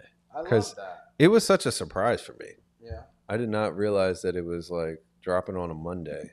I don't know why I didn't match like the song coming. Yeah, I didn't match the song dropping on the 28th as like the beginning of the week, and it was just a surprise. I don't know. Yeah, we haven't had an album drop early in the week in so long. No, I liked it a lot. You know, Friday is cool, but I like starting the week off. I liked, waking up Monday morning, drinking my coffee, having the sun on me, listening to this album. Like, I was like, okay, like I really enjoyed it. Yeah, you were wild because you put out that picture. You were in your swim trunks or your shorts or something. Yeah. I'm like, it was not that hot on Monday. It was. It's hot. It's hot here in the sun. It's like to like 70 something degrees for real. Like I wouldn't do that if I was cold. I would be sweating if I had a hoodie on. But no, I was enjoying this album. Okay. Definitely looking forward to more new music, man. Hopefully Rocky drops Don't Be Dumb. I don't even know if that's gonna happen now. We'll see. But I'm not holding my fucking breath. But yeah, man, it's spooky season, and one of our rappers, Lil Durk, man, he was arrested, man, for suspicion of murder for a hire. Oof. This is crazy, but I can't say that it's surprising. It's just it's disappointing. Being a rapper from Chicago, I feel like there's already a connotation. Like there's a certain way that he's talked about his days in the streets and things like that. But to still be out here doing that, yeah, hiring hits on people. I mean, it's crazy. I know really is. He be talking like that on his records. I know his background is kind of in the streets, from all that Chirac stuff from like the last decade. But yeah, he's been, I feel like he's been more mainstream like the last 5 years, honestly. And we've been talking about like the YSL trial and other rappers being killed. So to see this happen, it's just another one, man. It's difficult. It's difficult to be a fan of any hip hop artist. It's just like, are they going to get locked up? Are they going to OD? Are they going to get shot? Yeah. It's just like, shit, I feel like that affects maybe more than half of rappers. It seems like it. So basically there was like this intended target. They're calling the guy TB. Tom Brady? Oh my God. No. Lil Durk and the 5 other defendants, they learned that this guy was staying in Los Angeles, tracked him there, and then opened fire with a fully automatic weapon. But instead, they killed somebody else that was an associate of that guy. This all started because in 2020, there was some sort of confrontation in Atlanta in a nightclub where an associate of that person, TB, shot and killed another man, and then Durk put out the hit for revenge and all this kind of stuff. There were multiple bounties that they're saying that he put on people that he wanted dead. Damn. I mean, I don't know. It seems like, I know they said he was planning to fly to Italy before he got arrested. Yeah. But didn't. They said he had like 2 or 3 flights booked. Damn. And he was trying to shake them off, and then they caught him at the airport. Damn, so close, but we'll see what happens in this case. It's daunting to know that people really be doing shit like that. Like it's not good. I mean, listen, just because you get out the streets don't mean the streets get out of you. Yeah, that's true, man. You hate to see it. I saw, I think there was somebody that pled guilty in the Young Thug case. Did you see that? No, I didn't see it. You know what I did see, though? What? Dwayne Wade's statue. Oh, my God. Yeah, we watched. Somebody was guilty of that shit, too. That's for sure. Oh, my God. Yeah, we're watching Knicks and Heat right now. It's actually a really close game. Knicks just pulled ahead. Oh, Josh Hart did 3. Yeah, they've been battling. Man. But one of the greatest Heat players of all time, man. Dwayne Wade was honored by the Miami Heat this weekend, man. And you sent the vid to the chat of the statue, and shit, man, that shit was hilarious. Oh man, they the internet of course caught it and memed him up. They put Orpheus, Lawrence Fishburne from The Matrix when he was getting tortured and he was screaming like. They put Thanos. They said it would look like some other basketball player. I can't remember his name. Like they went crazy on this. Yeah, Han Solo. Yep. Oh my God, it's crazy. I don't think it really looks anything like him. No, it doesn't. I feel like we always talk about these statues and wax figures, and they never look like the person. Like, Ronaldo. It happens statue. a lot. Like, it does have Lil Wayne's wax figure. Like, it's just like, when did they get this shit right? But Dwayne Wade, like, we see pictures of him approving the mold, like, and he seemed happy about it beforehand. Not just pictures, videos. Yeah. They dropped videos. I feel like the whoever the company was, they felt like they had no choice but to like defend themselves. So they started dropping all the evidence. Snitching on D Wade, where it's like, no, this dude was involved. He knows exactly what it looked like before it came out, and yeah. And D Wade, he responded, right? Because his statue was getting roasted all day. It was the last 2 days. Yeah. But he responded. He did a whole press conference to talk about this. Oh my God. Social media, see all things, man. It's a lot of talk about me in this world. Y'all got to know me by now. I care, but I don't. But the social media world is about opinions. Everyone has an opinion. Everyone use y'all opinions. Please talk more about us. Talk more about our statue. Come out and see it. Take some photos. Send some memes. We don't care. It was a special moment yesterday. My family and I. I love. A lot of people don't know. I don't know a lot of people with a statue. Do you? Anybody here? Y'all know anything about the process of a statue? Dog, we don't care. We don't care about the process of making a statue. And it's a complicated process. And, when sitting down with the man. He got asked one question. The question was, hey, have you seen the media backlash about your statue? This dude went on for like 3 minutes. Oh my God. You could tell that shit is bothering him, but he's trying to act like it's not. Of course, man. I think the one thing he was bothered by is that his statue's nails weren't painted. He's like, fuck this, it's not real. No, that shit don't look nothing like him. It is funny. That statue's going to be out there, I think it's probably for a very long time. When they make a statue, you figure it's going to outlive the person, right? Dog. This is embarrassing. Bro, it's embarrassing. If they made a statue of you and it didn't look like you, would you stand by it the way D Wade is, or would you be pissed? No, I would say that. Listen, I'm really proud of the statue, but I'm going to talk to the designers and the artists, and we're going to make sure that we get it fixed up. It's not that hard. This is Andrew Tate. Like, what the fuck? Like, I just don't understand. Like, I understand it's a big deal. Like, you're getting recognized. You're the only Miami Heat player in history to get a statue. You brought a number of rings there, even one ring before LeBron even got there, and then multiple with LeBron. Fine, great. But he's acting like, oh, I'm just so appreciative to have a statue. Like, it doesn't matter what it looks like. It's a statue of me. Like, no, it fucking does matter if it's a statue of you and doesn't look like you. Because when you're dead and gone, everybody's going to think you fucking look like this. I don't get it. I really don't. I mean, hell, if you make me look better, then okay, that's fine.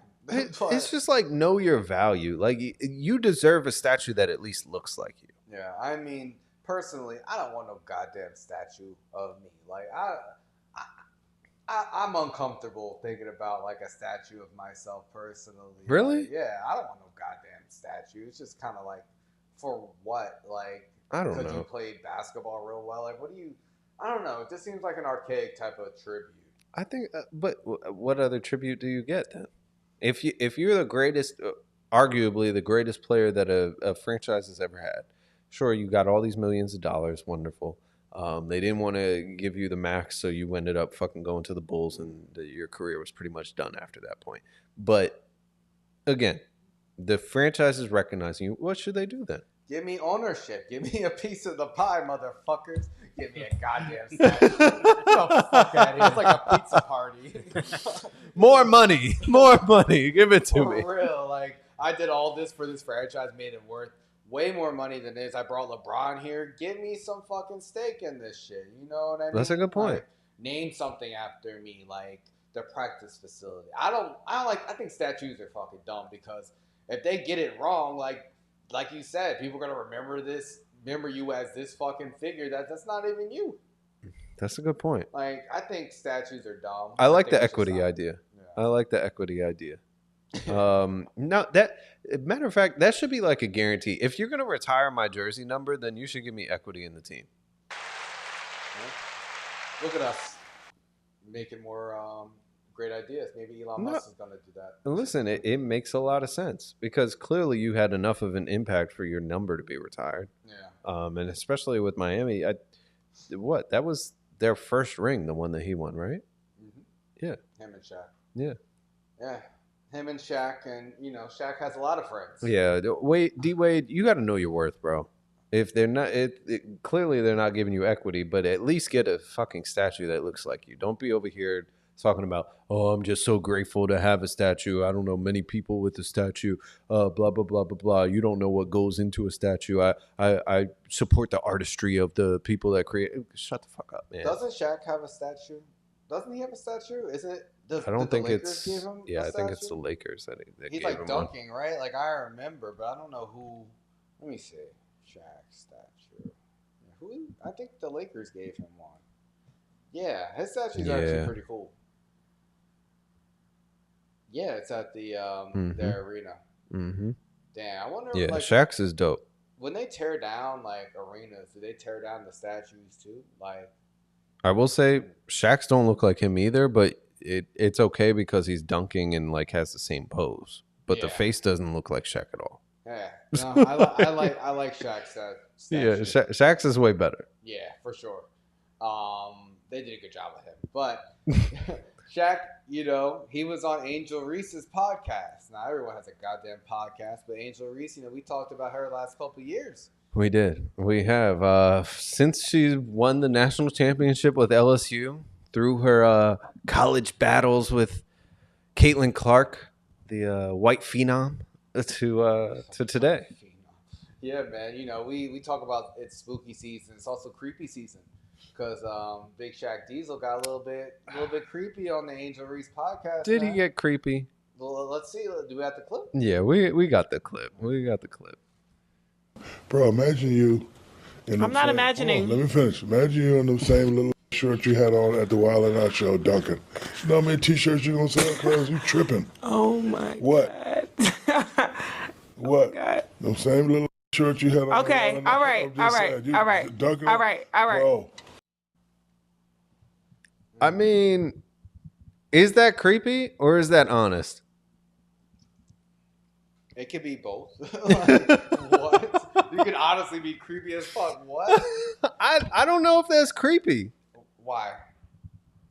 Because, so we have another clip that talks about their relationship, and I'll play that in a second. But I think that people are thinking about this interview like, oh, Shaq is just this old basketball player that doesn't really know her. He's on her show, and this is what he's saying about her. I think that people are viewing it that way. And then you have another clip in the same conversation that they're having where this is what he says. Man's I agree with that. How many times have I told you I love you? A lot. Okay, so if a person knows me, it's like Shaq is Angel's mentor. He would never even cross that line with her. Yeah. Other than that, first person to say that, get out. Like, are you what? Like, you pretend you love her. One, I do love her. I love her as a daughter. I love her as a beautiful black woman that's making it. But obviously, you don't know me. Obviously, you don't know. If you think I'm messing with Angel Reese, you don't know me. Get out. So that was in the same conversation. So what? What's that to do with it? Just because just because he's saying, "Oh, you know how much I love you," like, I would never do anything with you. Like, okay, you're saying this on the camera, but we heard you talk about her booty cheeks, like, Wild 'N Out. Like, first off, he said, "Imagine this." She said, "I'm not imagining nothing." Like, the whole time he's forcing this fucking idea out there, picture her booty cheeks. Like, she's like, no, I don't want to talk about this. I don't want to hear this from you. And him saying that he looks at her as a daughter after the fact, that just puts it in context. Okay, if she looks at him as like a father, yeah, why are you talking to me like that? Why are you talking about my body and how I could sell, more jerseys because my booty cheeks are out and wilding out? When she's saying like, stop talking to me like that. So that's what's creepy about it. Like, would you talk to someone like that? Like, if it's about marketing and it's true, it depends on the context. And I think that's a big part of this. Like, everybody's taking this one clip. And listen, Shaq has said some wild shit. I'm not going to say that he hasn't. And do I think he should have said this? Probably not. Now, can you tell her, listen, you go out all the time showing off your body. Imagine if you were able to do the same thing on the basketball court, the way that volleyball players in the Olympics wear barely anything and they play beach volleyball. Nobody has a problem with that. Everybody's cool with beach volleyball where they got bikinis on. That has nothing to do with this situation. It has everything to do with it. It's marketing. Nobody would give a fuck about beach volleyball if everybody's wearing knee-length baggy shorts and a wife beater. Bro, how many beach volleyball players do you ever talk about? Like, you bring up an entirely different sport, an entirely different. Of course, function. it's a different sport, but it's sports. Basketball. No, it's okay. You're bringing up. It's sports, and we're talking about women and how to market this sport that's lost. Like, they just lost $15-20 million this year in the WNBA. You're bringing up beach volley. That's like bringing up surfing compared to like. It's basketball. A different sport, but it's athletics. You stuck on the fact that it's a different sport. No. We're talking about how to market women's basketball. Yeah, put them in when bikinis. Everybody just watched the finals and it was put it was them terrible. In bikinis. Yeah, that's real smart, Shaq. Like that's real not what we're saying. It's what you're saying. You brought it up. I'm comparing it to a different sport. You're making a dumb comparison. But I have Is anybody really paying attention to women's basketball after a certain time period? Hold on. I have more clips from Shaq. I want to play. Hold on. Is it about this? See, that's the thing, Shaq, that people just don't respect female basketball players as much. Even if we did lower the hoop a little bit, they're not going to give me a $200 million contract. What if you were oiled up dunking? What? Hey, Shaq. Angel Reese, 4K, oiled up cheeks, dunking. All right, let's move on. You're not making no sense. I'm sorry. Maybe they violating Shaq. Let me explain. Okay. 4K, Angel Reese, 60 FPS, dunking, cheeks 60 out, FPS, man. You know what I mean? I think that will really fix the problem. Your sales go through the roof. Shaq, they got 8K TV now. Hold up. Yo, you getting to sound like Diddy with this advice at a certain point. I think it was creepy. I think, obviously, she's not going to be dunking in booty shorts. Like, it's not up to her to do things like that. Like, and obviously, they do have that, like, mentor relationship. She don't want to hear that from him, and she made that clear. So she did make it clear. That's what makes it creepy. If she was, like, asked him for that specific advice and had that conversation, and they have that relationship, sure. But if someone say, no, don't go there, I don't want to think about that, he just says, no, let me finish. Let me talk about your booty cheeks. It's just like, what? Why is like, he's wilding, bro. I mean, listen, I think it was probably not the right place or time. And like you said, they have no control over what the uniform is in the WNBA. But WNBA has got to figure out another way to market it. It's not going to just be on the backs of Angel Reese and Caitlin Clark when that's clearly not making them any money. They lost a lot. They lost millions of dollars this past year. A lot of early, sports leagues lose money. I mean, pretty much all of them do in the beginning. But all of them in the beginning, WNBA has been around 30 years. Yeah, that's true. But hey, they've made big steps the past couple of years, so let them keep growing. What he's talking about seems like more of his fucking whatever that he's fantasizing about than like what's really going to help Angel Reese. Like, come on, like that's disingenuous. Like, if he's being playful or something, sure, but let's not act like he was really trying to give her some fucking career-changing advice. Not career-changing, but get that money. She was just talking about how she can't pay her bills. She literally last week she was talking about that. That's not what she said. She did. She said with her WNBA salary wouldn't be able to pay her rent. I'm living beyond my means. She didn't say that. She did say that. Well, did she? Yeah. No, she's not living beyond her means. She has a lot of endorsements. She was getting millions of dollars of endorsements, at yeah, LSU. of course. But she's saying, like, she can't pay for her lifestyle with her WNBA paycheck, which is probably like $70,000 a year. Yeah, which is, I think, more than fair. But listen, she got to be happy about all them endorsements and the fact she was able to make money in college. Of course, but that's a recent thing, So I think it's an evolution. Troy, what do you think about Shaq? You think it was creepy? Yeah, I think it kind of like you could tell like she was kind of getting uncomfortable. She was giving him a chance, like, hey, just drop it, but he just felt like he had to say it, and it's like, dude, like, killing the vibe. Like, he just made it like a little awkward. Like, I get, like, I don't know, it was it came off creepy. I don't think he was very aware of it, but yeah, I was a little uncomfortable. I get it. I think that for her personally, being on that platform, her own platform, she gave him the clues. Yeah. She said, like, yo, all right. Like, she was trying to get him to stop. Yep. Yeah, it's just creepy. It's just like, no, like, obviously, I would feel uncomfortable if Shaq started talking about my booty cheeks too. Just saying. Like, I would be like, whoa. What? Relax, bro. Like, That's not even the same what thing. What you talking about, man? Oh, I saw you in the summer.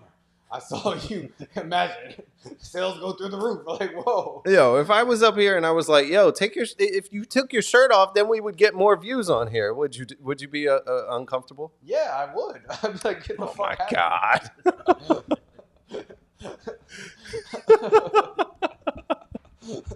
God. Everybody just using that uncomfortable word today. So PC. It's spooky. Spooky season, guys. Let us know. Will you be dressing up and having your booty out for Halloween like Angel Reese? Let us know. Shaq also said he feels like he's going to end up alone, man. Whenever he talks about relationships, man, it's depressing. It's depressing, man. Yeah. He gives real divorce, bitter dad energy. I'm gonna play some of the audio from this. Mm-hmm. Again? Probably not. No? I'm gonna end up alone. I already know. Why? Is that just what you want? No, because y'all be making rules up as we go along. Like, there is no handbook on how to be the perfect man and perfect husband. You're right. I know it. There ain't no handbook. And y'all be making up without telling us. If I'm not physically seeing somebody, me, the diesel, I'm not physically seeing somebody, and I'm with you every day, and you know my schedule, it shouldn't matter what I'm doing on my phone. It's not cheating. And then you can't tell me that's worse than cheating. No, the fuck is not. Get married again? Probably not. No. So he will not get married again because he's the diesel and all these rules. He can't handle it. What do you think about what he has to say? Because, I mean, you've been on record saying if you were a millionaire, you would not want to get married. Yeah, not while I'm, like, active in the league and things like that. Like, wait until you're Shaq's age now. Like, wait until you're, like, 50 and then settle down. But I'm not surprised by this. I think with Shaq, he's probably had a lot of fun. We've seen his dating history on public Front Street and things like that over the last 20 plus years. And Deion Cole was just, did you see that clip? Yeah. Oh my God, that was a violation. But Deion Cole was just on Club Shay Shay talking about how he fucked one of Shaq's chicks after him, and it was like jumping into a well. So I just think with Shaq, he's probably past the point where he wants to learn anybody and like be beholden to anybody in a relationship, because it's a balance. It's definitely a balance.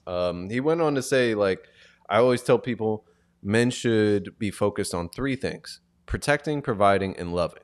But the problem with women is you all want it in the order that you want it. You date me, you want the love first. Oh, let's go there. No, I don't got time for that right now. I'm a provider. I only got 18 summers left, and I'm going to be 70. I'm not going to be doing podcasts at 70. I'm not going to be getting deals at 70. So I'm trying to know all this shit out, get all this shit out now. So he's about his business. He's about continuing to stack that paper until he's 70. I feel him on that. He already got married and divorced, and obviously that didn't end up well for him. Yeah. When he talks about the rules and stuff, it is a bit funny. And I low-key agree, or high-key agree with a lot of what he was saying. Oh, now you agree with Shaq. Not about the booty cheeks, but about this. Hey, I'm not saying I disagree with the booty cheeks. I disagreed with him saying it on that platform. Okay. You know, if that's just his opinion, that's his opinion. But she obviously didn't want to hear it. Got it was Got awkward. I didn't like that. It makes it like Yeah, just like shut the fuck up. But when I save that for the locker room. Save that for TNT. Keep your fantasies to yourself sometimes. Like, you know what I mean? Like, people get too comfortable. But She does look good though. I ain't gonna lie. Yeah, her face isn't necessarily for me. She looks like that sloth from Ice Age, but whatever. Halloween ideas. Sid, that's his name. Sid from Ice Age. Oh my God! But no, I think he will end up alone, especially with this mentality. He always sounds so jaded, and it's just like, okay, if you feel like those people are making up rules as you go, I think he is Shaq. He's famous. People know him. I think if he wanted to be in a relationship and set those boundaries and said, no, I'm going to be texting people, I'm going to be doing this, but we'll be together, I'm sure he'll find plenty of people who would be fine with that at this point in his life. Like, I feel like for him, it's just like he doesn't want to set those boundaries. He just wants to be able to do whatever he wants, especially when people talk in the fucking third person. He's like, oh, me, the Diesel, can't do whatever I want. It's just like, you know what? You're right. Just stay alone. I mean, he's also never dated anybody that's like on the same sort of level and playing field as him. Not talking about basketball, just in terms of notoriety, in terms of finances, in terms of like understanding how this sort of business works that he's in with entertainment. It's just, he's dated fucking Superhead. He's dated what's her face, Hoops. He's dated like Shawnee. Like there are a number of people that he's dated, and none of them are anything other than like that type of that's his ex-wife, woman. Shawnee. They Yeah, were married for a while. But yeah, I don't know. He sounds pretty jaded to me. It is spooky to think about, losing everything again once you get divorced. I mean, not that he lost everything, but he did lose connection with his family and his young kids and stuff, and he seems very like bitter about the whole situation. So we'll see. I don't know how much going on these podcasts benefits people, but I'm sure Angel Reese is happy that people know she has a podcast now, even if she was creeped out a little bit. It's just like, all right, they still maintain that relationship. But I love the NBA. Shaq's been in a couple of fights before, man. And Celtics head coach, man, Joe Mazzulla, he wants the NBA to bring back fighting. I think this is a great idea. I really like Joe Mazzulla. I think he's nuts. I hate the Celtics, but I like him. I like a lot of their players. he's funny. Yeah. Yeah. But he says the biggest thing that we rob people of from an entertainment standpoint is that you can't fight anymore. I wish we'd bring back fighting. You want to talk about robbing a league of entertainment? That's more entertaining than what is more entertaining than a little scuffle? How come in baseball they're allowed to clear the benches? How come in hockey they're allowed to fight? I don't understand. No, he understands. If you watch any history about the Malice in the Palace, that's exactly why. That's why. What do you mean? Like people going into the stands, beating the shit out of spectators and stuff like that. Like that was a complete mess. That is not what he's talking about. He's talking about like, okay, teams being able to clear the bench and square up the way in hockey and baseball, not fighting fans. No, I get that, but like it's gonna escalate because it's easy to go from a basketball court into the stands. Like it's right there. People sit on the court versus football. Nobody's jumping up into the stands in football or anything like that. That's what, an 8-foot jump. Like NHL, they have this big plastic plexiglass thing. Nobody's going to get into the stands. Soccer, like all these other sports, there's no way for people to really get into the stands unless it's like UFC, boxing, or something like that. And that's not going to happen because they're going to prison. We see fights in the NBA. We don't see fans getting involved usually. I mean, we saw those Yankees fans get involved in the game a little bit last night. Yeah. But we don't see fans getting involved on a regular basis. But, we still see scuffles in the NBA. Draymond Green's always drop kicking somebody. Of course. They're all, Chris Paul's always getting in someone's face, whispering some bullshit in someone's ear, making him go off. Yeah. We got our people who end up in these scuffles, but I think it would be a good idea if they just let them rumble for a little bit. Let's sort of get a minute or two. I think Draymond Green would be a real proponent of this, and it would be entertaining. It would be entertaining. What is then the punishment? Like, all right, you let somebody fight for a minute or two, then depending on how badly you beat the other person, like, does that depend on what the suspension's going to look like? I feel like it's a slippery slope. I mean, I love a good fight in baseball, man. That shit's hilarious, yo. I feel like a couple years ago there was a great fight and like some dude got decked multiple times. I can't. You remember that shit? Oh, that guy got dropped. I can't remember it. It was like the Pirates and somebody else or some shit. Damn. Yeah, I like the idea though. I like the idea because that one they got like the freeze frames where it was just like this dude's face just got discombobulated. Like his chin was over here, face was over there. Like. That's crazy. I mean, I don't know. Anytime I see hockey fights, I don't respect that shit. So I feel like I wouldn't really like it in basketball either. Damn. Well, I think the league's gotten a little bit too soft, man. And you know, one of your favorites, man, Kuzma. Mm-hmm. He says he's done being a fashionista, man. He's tired of it, bro. He's tired of the fits. He's done, bro. He says, I don't want to be a part of that type of community where you have to put on a fit. I'm really taking a backseat to all of that. Wow. I never thought I'd see this fucking day. I know, right? Because it was really funny as I read this article at the bottom. They talked about how he donated $60,000 worth of clothing, but he donated to women. Female prisoners. So it tells you exactly what kind of shit this dude was wearing and what he was on with his fashion before. I mean, he's like fucking 6'9". Like, what women can wear his clothes? And his sweaters are already oversized. Like, I don't know. Maybe they like Oscar De La Hoya shit. I don't know. Listen. You saw the clip with him and Shannon? Yes. He's like, all guys wear women's clothes sometimes. Shannon was like, I don't know about that. Meanwhile, Shannon could barely fit in his suit in that interview with Kamala. Bro, his pants were screaming. I'm like, how did he get in there? I don't know why he does it. Like, you're 250. You're still looking the same as you did when you were playing football, and you're wearing clothes that barely fit you. It's crazy. It makes no sense. He needs Kelly Rowland's. Exactly. No, that's exactly what he needs to wear.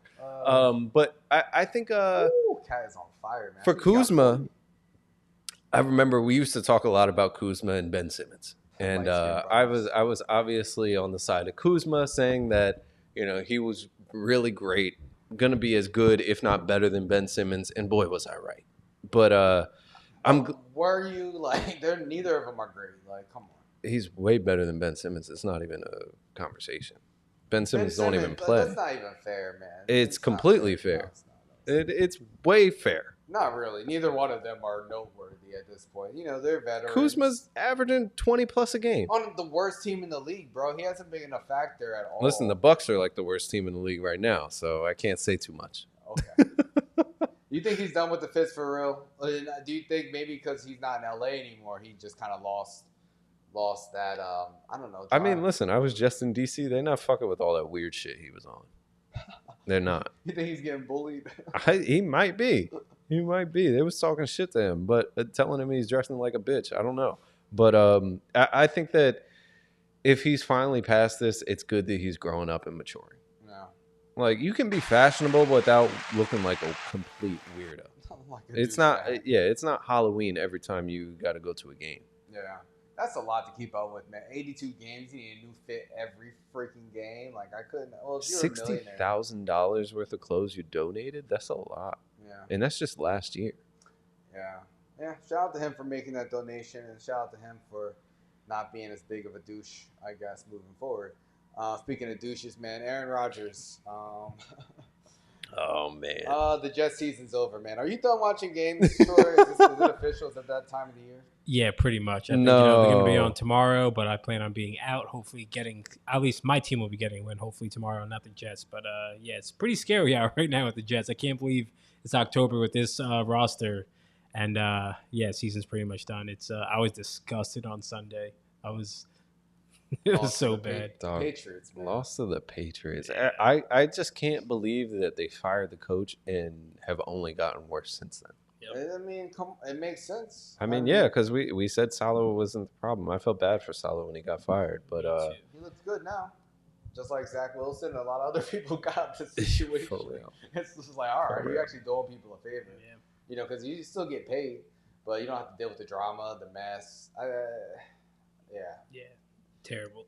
Yeah, I just don't. I don't know that Rodgers is taking enough responsibility for this shit. I really don't.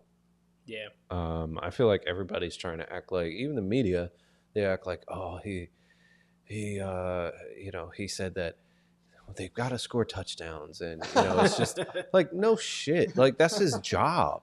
Like I don't think I've ever seen New York media be this soft on a star player that's completely shit in the bed. Yeah. Like to me, they really are. They've got kitty gloves with him, and I don't get it. I don't get why. Yeah, I don't get it either. I do watch some other, it's not like New York based, but like some other sports content. And all season they've been shitting on the Jets. Like even before the season, they're like, it's not going to work. It's not going to work.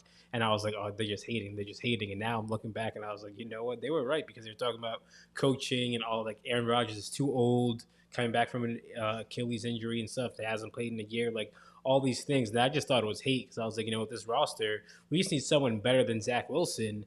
And we should be good, but there were so many other problems that we had, and we're being exposed big time right now. I almost don't want to be a Jets fan anymore. It's crazy. It's just annoying. Like, here's a quote from him: "You can't objectively say this is the reason why. We had some substitution stuff at times. We were laid back in the huddle. Sometimes after a big play, we can be a slow operation. We have shifts and motions on plays after some of those. We were trying to get lined up, trying to get the playoff, trying to get the perfect call. There's a lot to look at." Not in any of this does he say, I fucking suck. He says, we're not playing complementary football. We haven't put it together really since the last time we won a game where all three phases played really well. Same thing today. We've just got to be better collectively. Like, you're supposed to be the leader of the football team. Yeah. They traded their whole fucking future to get this 38-year-old into New York. Granted, last year, bad luck. Sorry, you're old as fuck. But this year, it's like, all right, you're playing now. You got all the weapons you need. And somehow you just can't seem to get the ball on a rope and get it.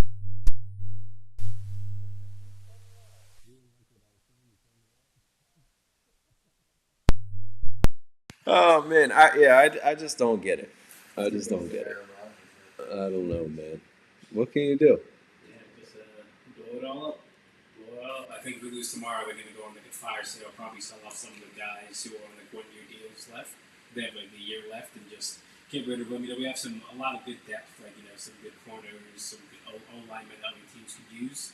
Just get rid of those guys and just start fresh next year. Yeah, because trade deadline's what, next week? I think so. Yeah. Yeah. Trade deadline's right around the corner. So, I mean, we'll see what happens. I don't believe that there's any way to turn this around at this point. Not with this quarterback. I think you're right. You got to start it over. I think the whole organization, Woody Johnson needs to sell the team at this point. He's the common denominator for the past, he's on the team for like 30 years, 20 years or something. Yeah, I think he needs to go. Because it was his decision to fire Saleh, which sent the season into a tailspin. You do, I don't know. I feel like that was a big mistake, number one. And we're not able to bounce back. Well, listen, it's going to be you guys. It's going to be the Cowboys looking for a new coach. It's going to be a number of teams. Yeah. It's still super early. It's crazy how their season's already pretty much over. But hey, it is what it is. We do have a few other topics to get to. Pretty spooky, talking about shit. Which one should we even get into? Oh, yeah, I like this one, talking about flirting outside of your relationship and how that could be a turnoff for people. Oh. Some people think, flirting outside your relationship, you can make your partner jealous. But this study says that it actually can make your relationship worse. So it says the desire to deter potential rivals may still exist. It may be more rooted in retaliation than genuine efforts to maintain the relationship when, someone's flirting with someone's significant other. Yeah. They're saying, so this study had over 500 participants in serious relationships and were exposed to situations where their partner or either received flirtatious advances or had a neutral interaction with another person. Across 3 experiments, we showed that individuals perceived their partners as less sexually desirable when their partners received unsolicited attention from someone else. Wow. So participants rated their sexual desire to their partner, interest in maintaining their relationship, and thoughts of confronting competition who hit on their lover. So, they say people in committed relationships can perceive the flirtatious acts as threatening to their bond and trigger defensive responses to present a potential spark between those people. Yeah. And they also say when partners' likelihood of being attracted to someone else is perceived to be high, such as when they receive attention from others, people may emotionally detach from their partner and consequently reduce their relationship investment. So they may feel threatened and be like, you know what, subconsciously a little bit more detached. I never really thought about this. I mean, in a way, it makes sense. Obviously, I can see the other side of it too, where, if they feel threatened, they double down on their commitment to their partner and things like that. It goes both ways. It definitely goes both ways. But I think this is pretty interesting because it leans into the opposite idea of like, you hear this thing where it's like, oh, girls don't want a guy that isn't desirable like by other women. They want somebody that like other people are like, oh, that's a good partner for me to be with, blah, blah, blah. Yeah. But this calls that into question. Yeah, it does. I was a little bit surprised by it too, because personally, like, I don't know, if I'm with someone, like, I assume every girl I date, like, gets a lot of attention or gets attention.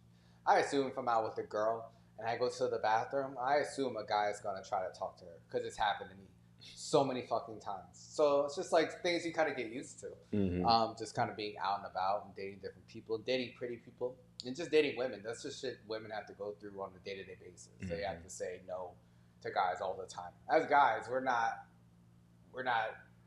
complimented nearly as much as women. Like, it's not even close. It's true. But I never really thought about this, like, because I'm so used to it. Like, I feel like as a guy, you kind of have to be used to it.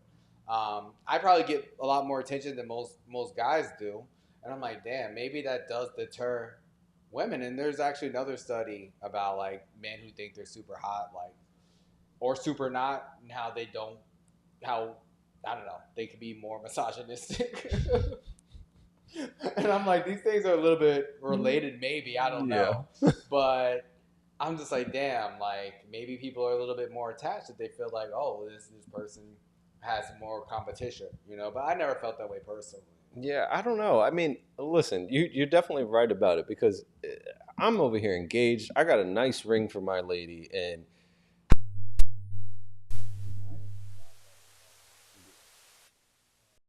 yeah, she's got a nice ring, and people still try to approach her, and I'm like, these niggas just don't stop. Like, we gotta talk about what happened in Greece. Oh no, we don't have to talk about that. You don't go into it. It's annoying. No. Yeah, but it's just like they will not stop, and in a way, I definitely like that, because it's like validating from the sense of, okay, my partner's good looking. Like you already know, what type of time we on. But at the same time, it's annoying. You think that ring just attracts more of them? Because I've been told, like, sometimes if people see me with a girl, then it'll make them hit on the girl, and I'm like, that's crazy. Yeah, I don't know if I don't know if it's like. And I'm like, someone told you that? That's so lame. Yeah, I don't know if it like makes it more or I don't think I've seen like a difference necessarily. Yeah. But I'm more so just surprised that it still continues. Yeah.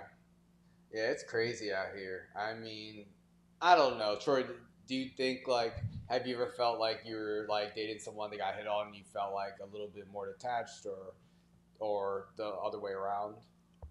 No, not really. I don't really think it affects me that much, unless it's like, someone's like flirting and they kind of like cross the line and it becomes like disrespectful. Like if someone's just like hitting on someone that you're with, I'm like, you know what? Like, it is cool. It's like, okay, yeah, like the person I'm with is attractive. That's cool. That's expected. But if they're like, hey, you know, they're saying they're not interested, or they know that you're with someone else and they still try to do it, I think that annoys me just in general. I don't think I would blame my partner or anything like that. But yeah, it all really depends. And it's also how whoever you're with reacts to it too. Yeah. Because some people are just naturally like flirtatious. Like I'm a little bit flirtatious naturally, or people I can come off that way, but some people are just like flagrantly like flirtatious, and it's just like, okay, that's just their personality. You know what I mean? You really can't take offense to it. It's not like they're gonna go cheat. It's just that's just how they are.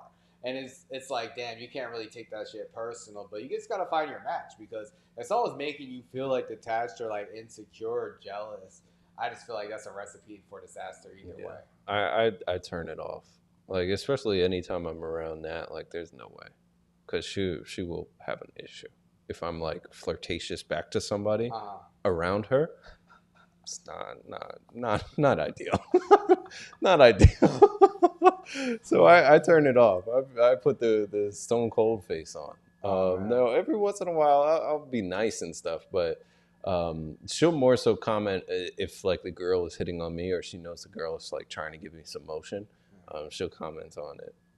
But that's when they're like, oh, I know women, believe me, like I know more than you. And it's just like, probably, but it shouldn't be a problem. No, I can always tell too. It's just like, you don't want to like highlight it. No, I don't. Like, so let's just pretend like what's the point? Like I'd be like, I don't know what you're talking about.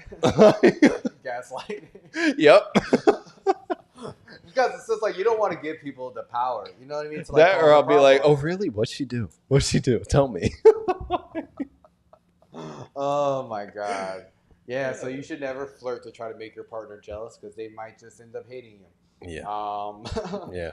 But yeah, this other study that said women should steer clear of men who think they're super hot. A new study of young men in the UK revealed that those who see themselves as either the most or least handsome are more misogynistic than men who thought their features were garden variety. So the guys who think they're average are the least misogynistic. This isn't really a surprise when I kind of think about it, especially the guys who find themselves less attractive, because, you know, those are the incels, you know. They say misogyny refers to a systematic devaluation and individual hatred of women by men throughout history, which shows up as sexism, the belief that one gender is superior over another, dismissiveness, manipulation, assault, and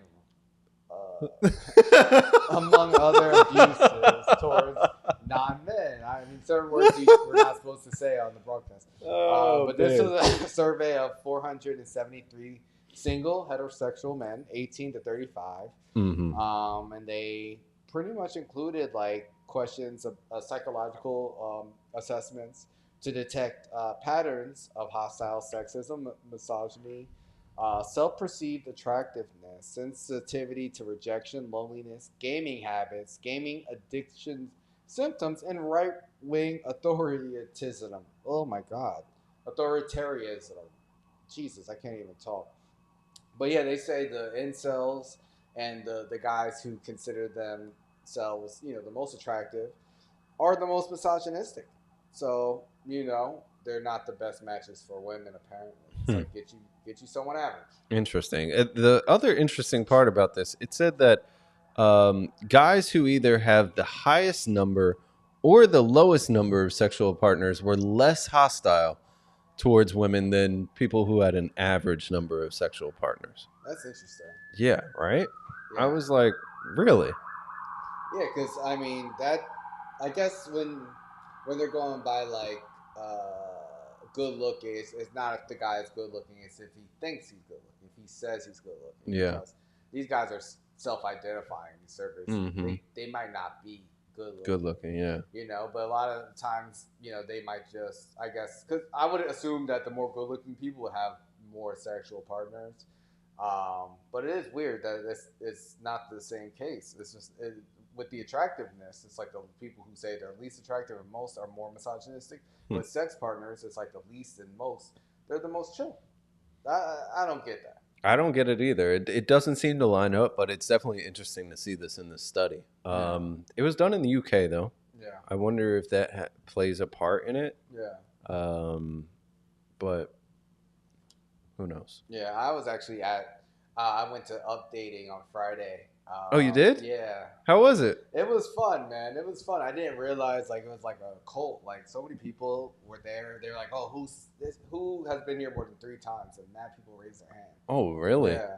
Wow. It was dope though. They had people blindfolded, so they bring on one guy. They interview him. Did you go up? Hell no. Oh man, why not? You gotta like sign up to be casted beforehand. So okay. They picked like one person to come up from the audience, but Got it was a girl who they picked up. Everyone else they like, pick beforehand. You have to like apply or someone be referred by someone else. Like like tell them about yourself and all this other stuff. Okay. But yeah, they bring on a guy. He's blindfolded. Interview him, ask him like what he's looking for. You can't say your job or your age. Mm-hmm. And then they bring on a girl, ask her separately, get to know her background, and then they bring them on stage together, and they have a date in front of everybody, and they end up like kissing, and they don't even know what each other look like. I'm like, that's crazy. And it's really funny, the audience be chiming in on certain things, and then they bring in more people to kind of see who I guess they matched up the guy. Like it was up to him. Like it became like his show at the end of it. Really? And one of the girls who were brought on later, she was just like, I guess it's the Dylan show. Like she was mad because she didn't get enough time. But it was fun. It was fun. It was funny though because they did ask. They were like who's really attractive? And I was gonna raise my hand, but nobody else raised their hand. So I was like, I can't be the only person to do that. Yeah. My friend was like, don't do that. I was like, but it's true. And she was like, but be humble. I was like, for what? This is a show. I didn't want to just be the only person.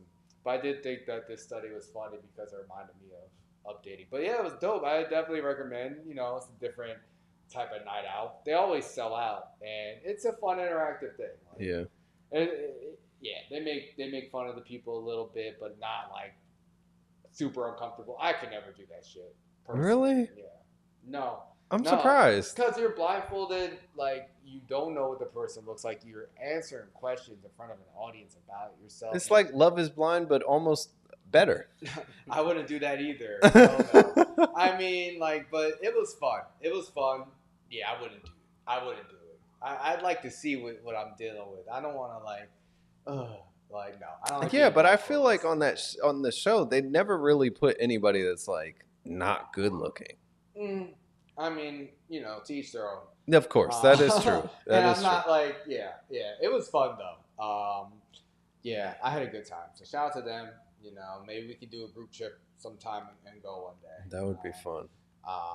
But how much are tickets? Not too expensive? Like $30, man. They're making money. Oh wow. Yeah, for real. I know. I'm sure that shit is packed because you said they'd be selling out. No, for real. Yeah. But yeah, man. We got the election on Tuesday, and this shit is dividing weddings, man. This one couple, they're getting married on election day, which, fuck you. Like, that's why weird. do you get married on a Tuesday to begin with? They're talking about this was one of the only days that everyone, all of our loved ones were available, and they how on a Tuesday. Okay, right? They lying. For real, they were like, this is one of the only days that was the cheapest. For real, this is the cheapest day. Dog, when you go, they don't even talk about like any days other than like Thursday, Friday, Saturday, Sunday, unless you specifically ask. Yeah. And yeah, no, okay. Yeah, they wanted to save money. I'm not mad at them. Yeah. Listen, if I could have gone to one of our like top choices for cheap on like a Thursday, I might have considered it, but it wasn't that much of a difference. Yeah, and Thursday is different than Tuesday, especially on election day. Yeah. Yeah.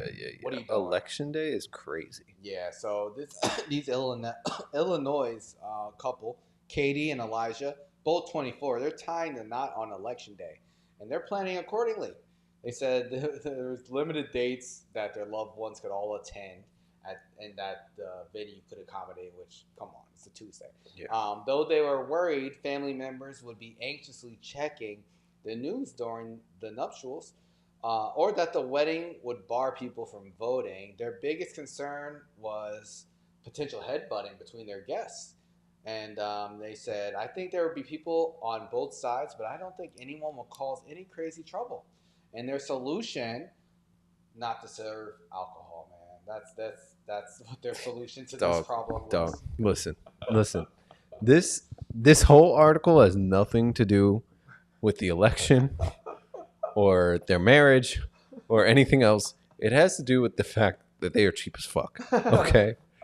Like, that's all that it has to do with. They didn't want to pay for a weekend date, and they didn't want to pay to have alcohol. That's it. For real, are your families and friends that different that they're going to be fighting if you give them alcohol at your fucking wedding, at your celebration? Because you decided to have it on election day on a Tuesday? Dog, this is an article full of zero accountability. That's what this is. All right? That's crazy. Listen, if you don't have the money and you want to still have a wedding, just say that. Yeah. Like, just say that. Blaming the election and people potentially fighting and hitting each other with chairs because they've had a few beers or well drinks. Like, are you serious? No alcohol. I would not go to this wedding. I would not send them a gift. I'm sorry. Like, that's crazy. Tuesday wedding on election day, and you blaming the election on not having alcohol. Let us know, guys. Do you think that's a good idea? Do you think people will be fighting with family members? Do you think it's going to impact Halloween in any way?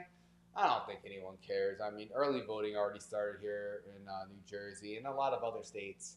But we'll see, man. I feel like the only families that are going to have problems with this stuff is like biracial families and probably like those random white families that like half of it is super liberal, the other half is like super conservative. Like those, I think those are the only families that are really going to have problems with this. I think the whole nation is divided. I think you can find people on both sides in every family.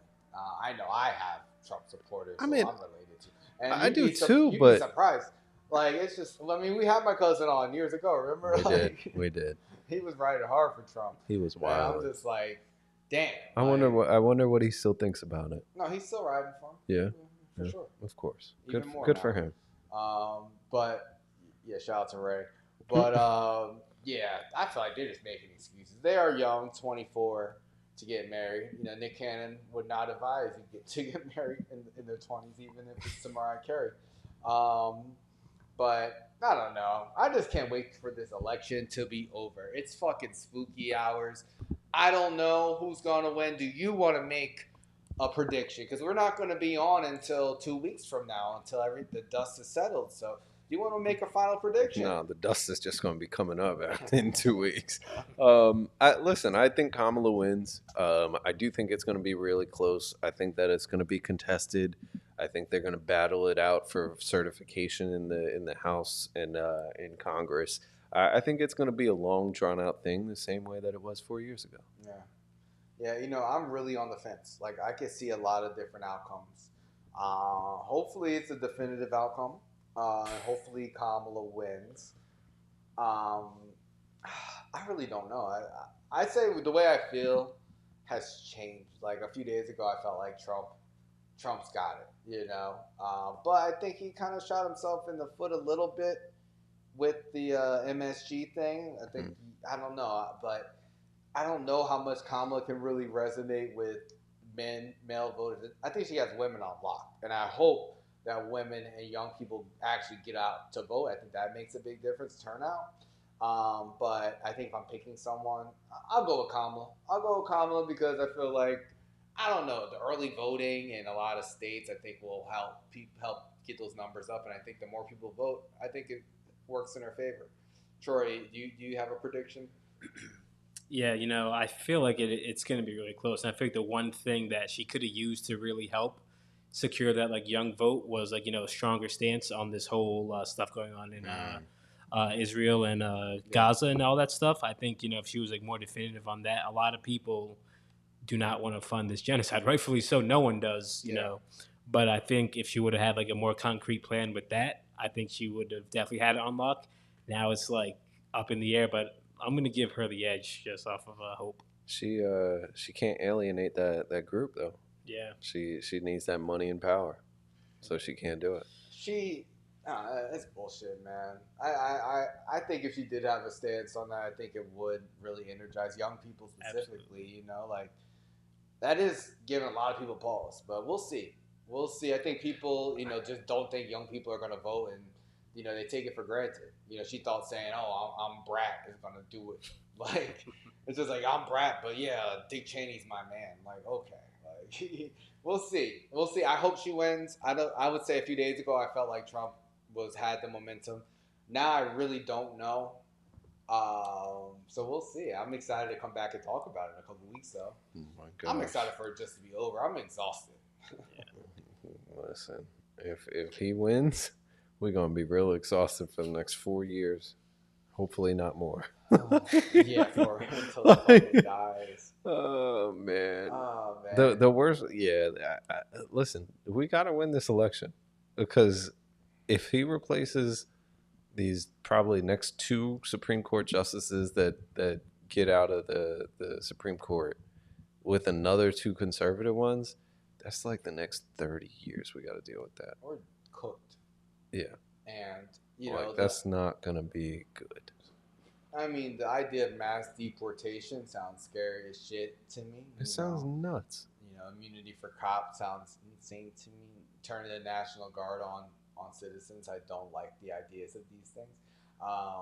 But I understand other people have other priorities. And, you know, a lot of people have a nationalist mindset here. I mean, I'm against imperialism, so I understand why people would want to, like, stop sending money for funding all these wars and other. I agree with a lot of that stuff. Yeah. But I don't like the idea of having, like, a lot of more blood on our soil, and also less resources for all of us. Specifically talk about women and, you know, their reproductive rights as well. Yeah.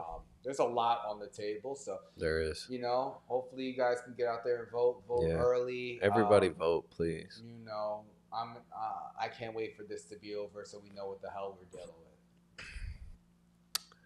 We shall see. Spooky. Let us know what you guys are doing for Halloween. Yeah, I want to see some costumes. Send us some DMs with some costumes. Yeah, I know my parents don't give out candy to the kids. I wouldn't either. One time, like years ago, when Jenna and I were living together, someone knocked on our door. He was like taking his little daughter around the apartment complex. And I was like, I'm sorry, I don't have anything. He was like, oh, it's fine. Only a few people do. He didn't feel like going out. I was just like, that's crazy. No one else is trick-or-treating here, man. I get it, though. I don't know. I feel like, are you going to take your kid out to trick-or-treat? I don't know. I mean, I don't even know if that'll be a thing by the time I have a kid 20 years from now. So 20 years from now. What about you, Troy? You think you're going to take your kid to trick-or-treat? Yeah, as of now, I don't think I'm having kids, so I'll take my niece and nephew out. Okay. I'll go with them. Okay. All right, that's fair. That's fair. Yeah, I don't know. I'm undecided. Yeah. I'm undecided. There's something about, like, going to strangers' houses that it's like, Yeah. I only went trick-or-treating a couple times when I was a kid. Really? Yeah. I went a lot until I was like 13.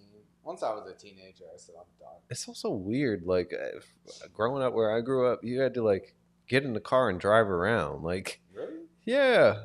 Because where I live, like, unless you go to, like, country lakes or something, and even there, it's like, okay, you can walk down this row and then back the other side, but that's only one part, like, one street.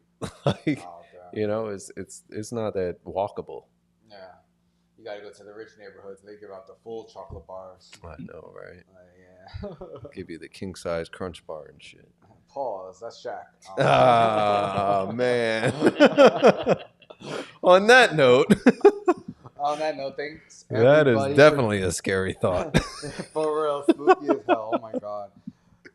Thanks for joining us all. We love you all. We'll be back in 2 weeks to talk about the election and everything else that's coming up. And shit, it's still Scorpio season. Mm-hmm. I think it'll still be Scorpio season when we come back to it. Will. Yeah, so shout out to all the Scorpios out there. Stay freaky. Stay spooky. And yeah, we'll be back in 2 weeks. See you soon. Peace.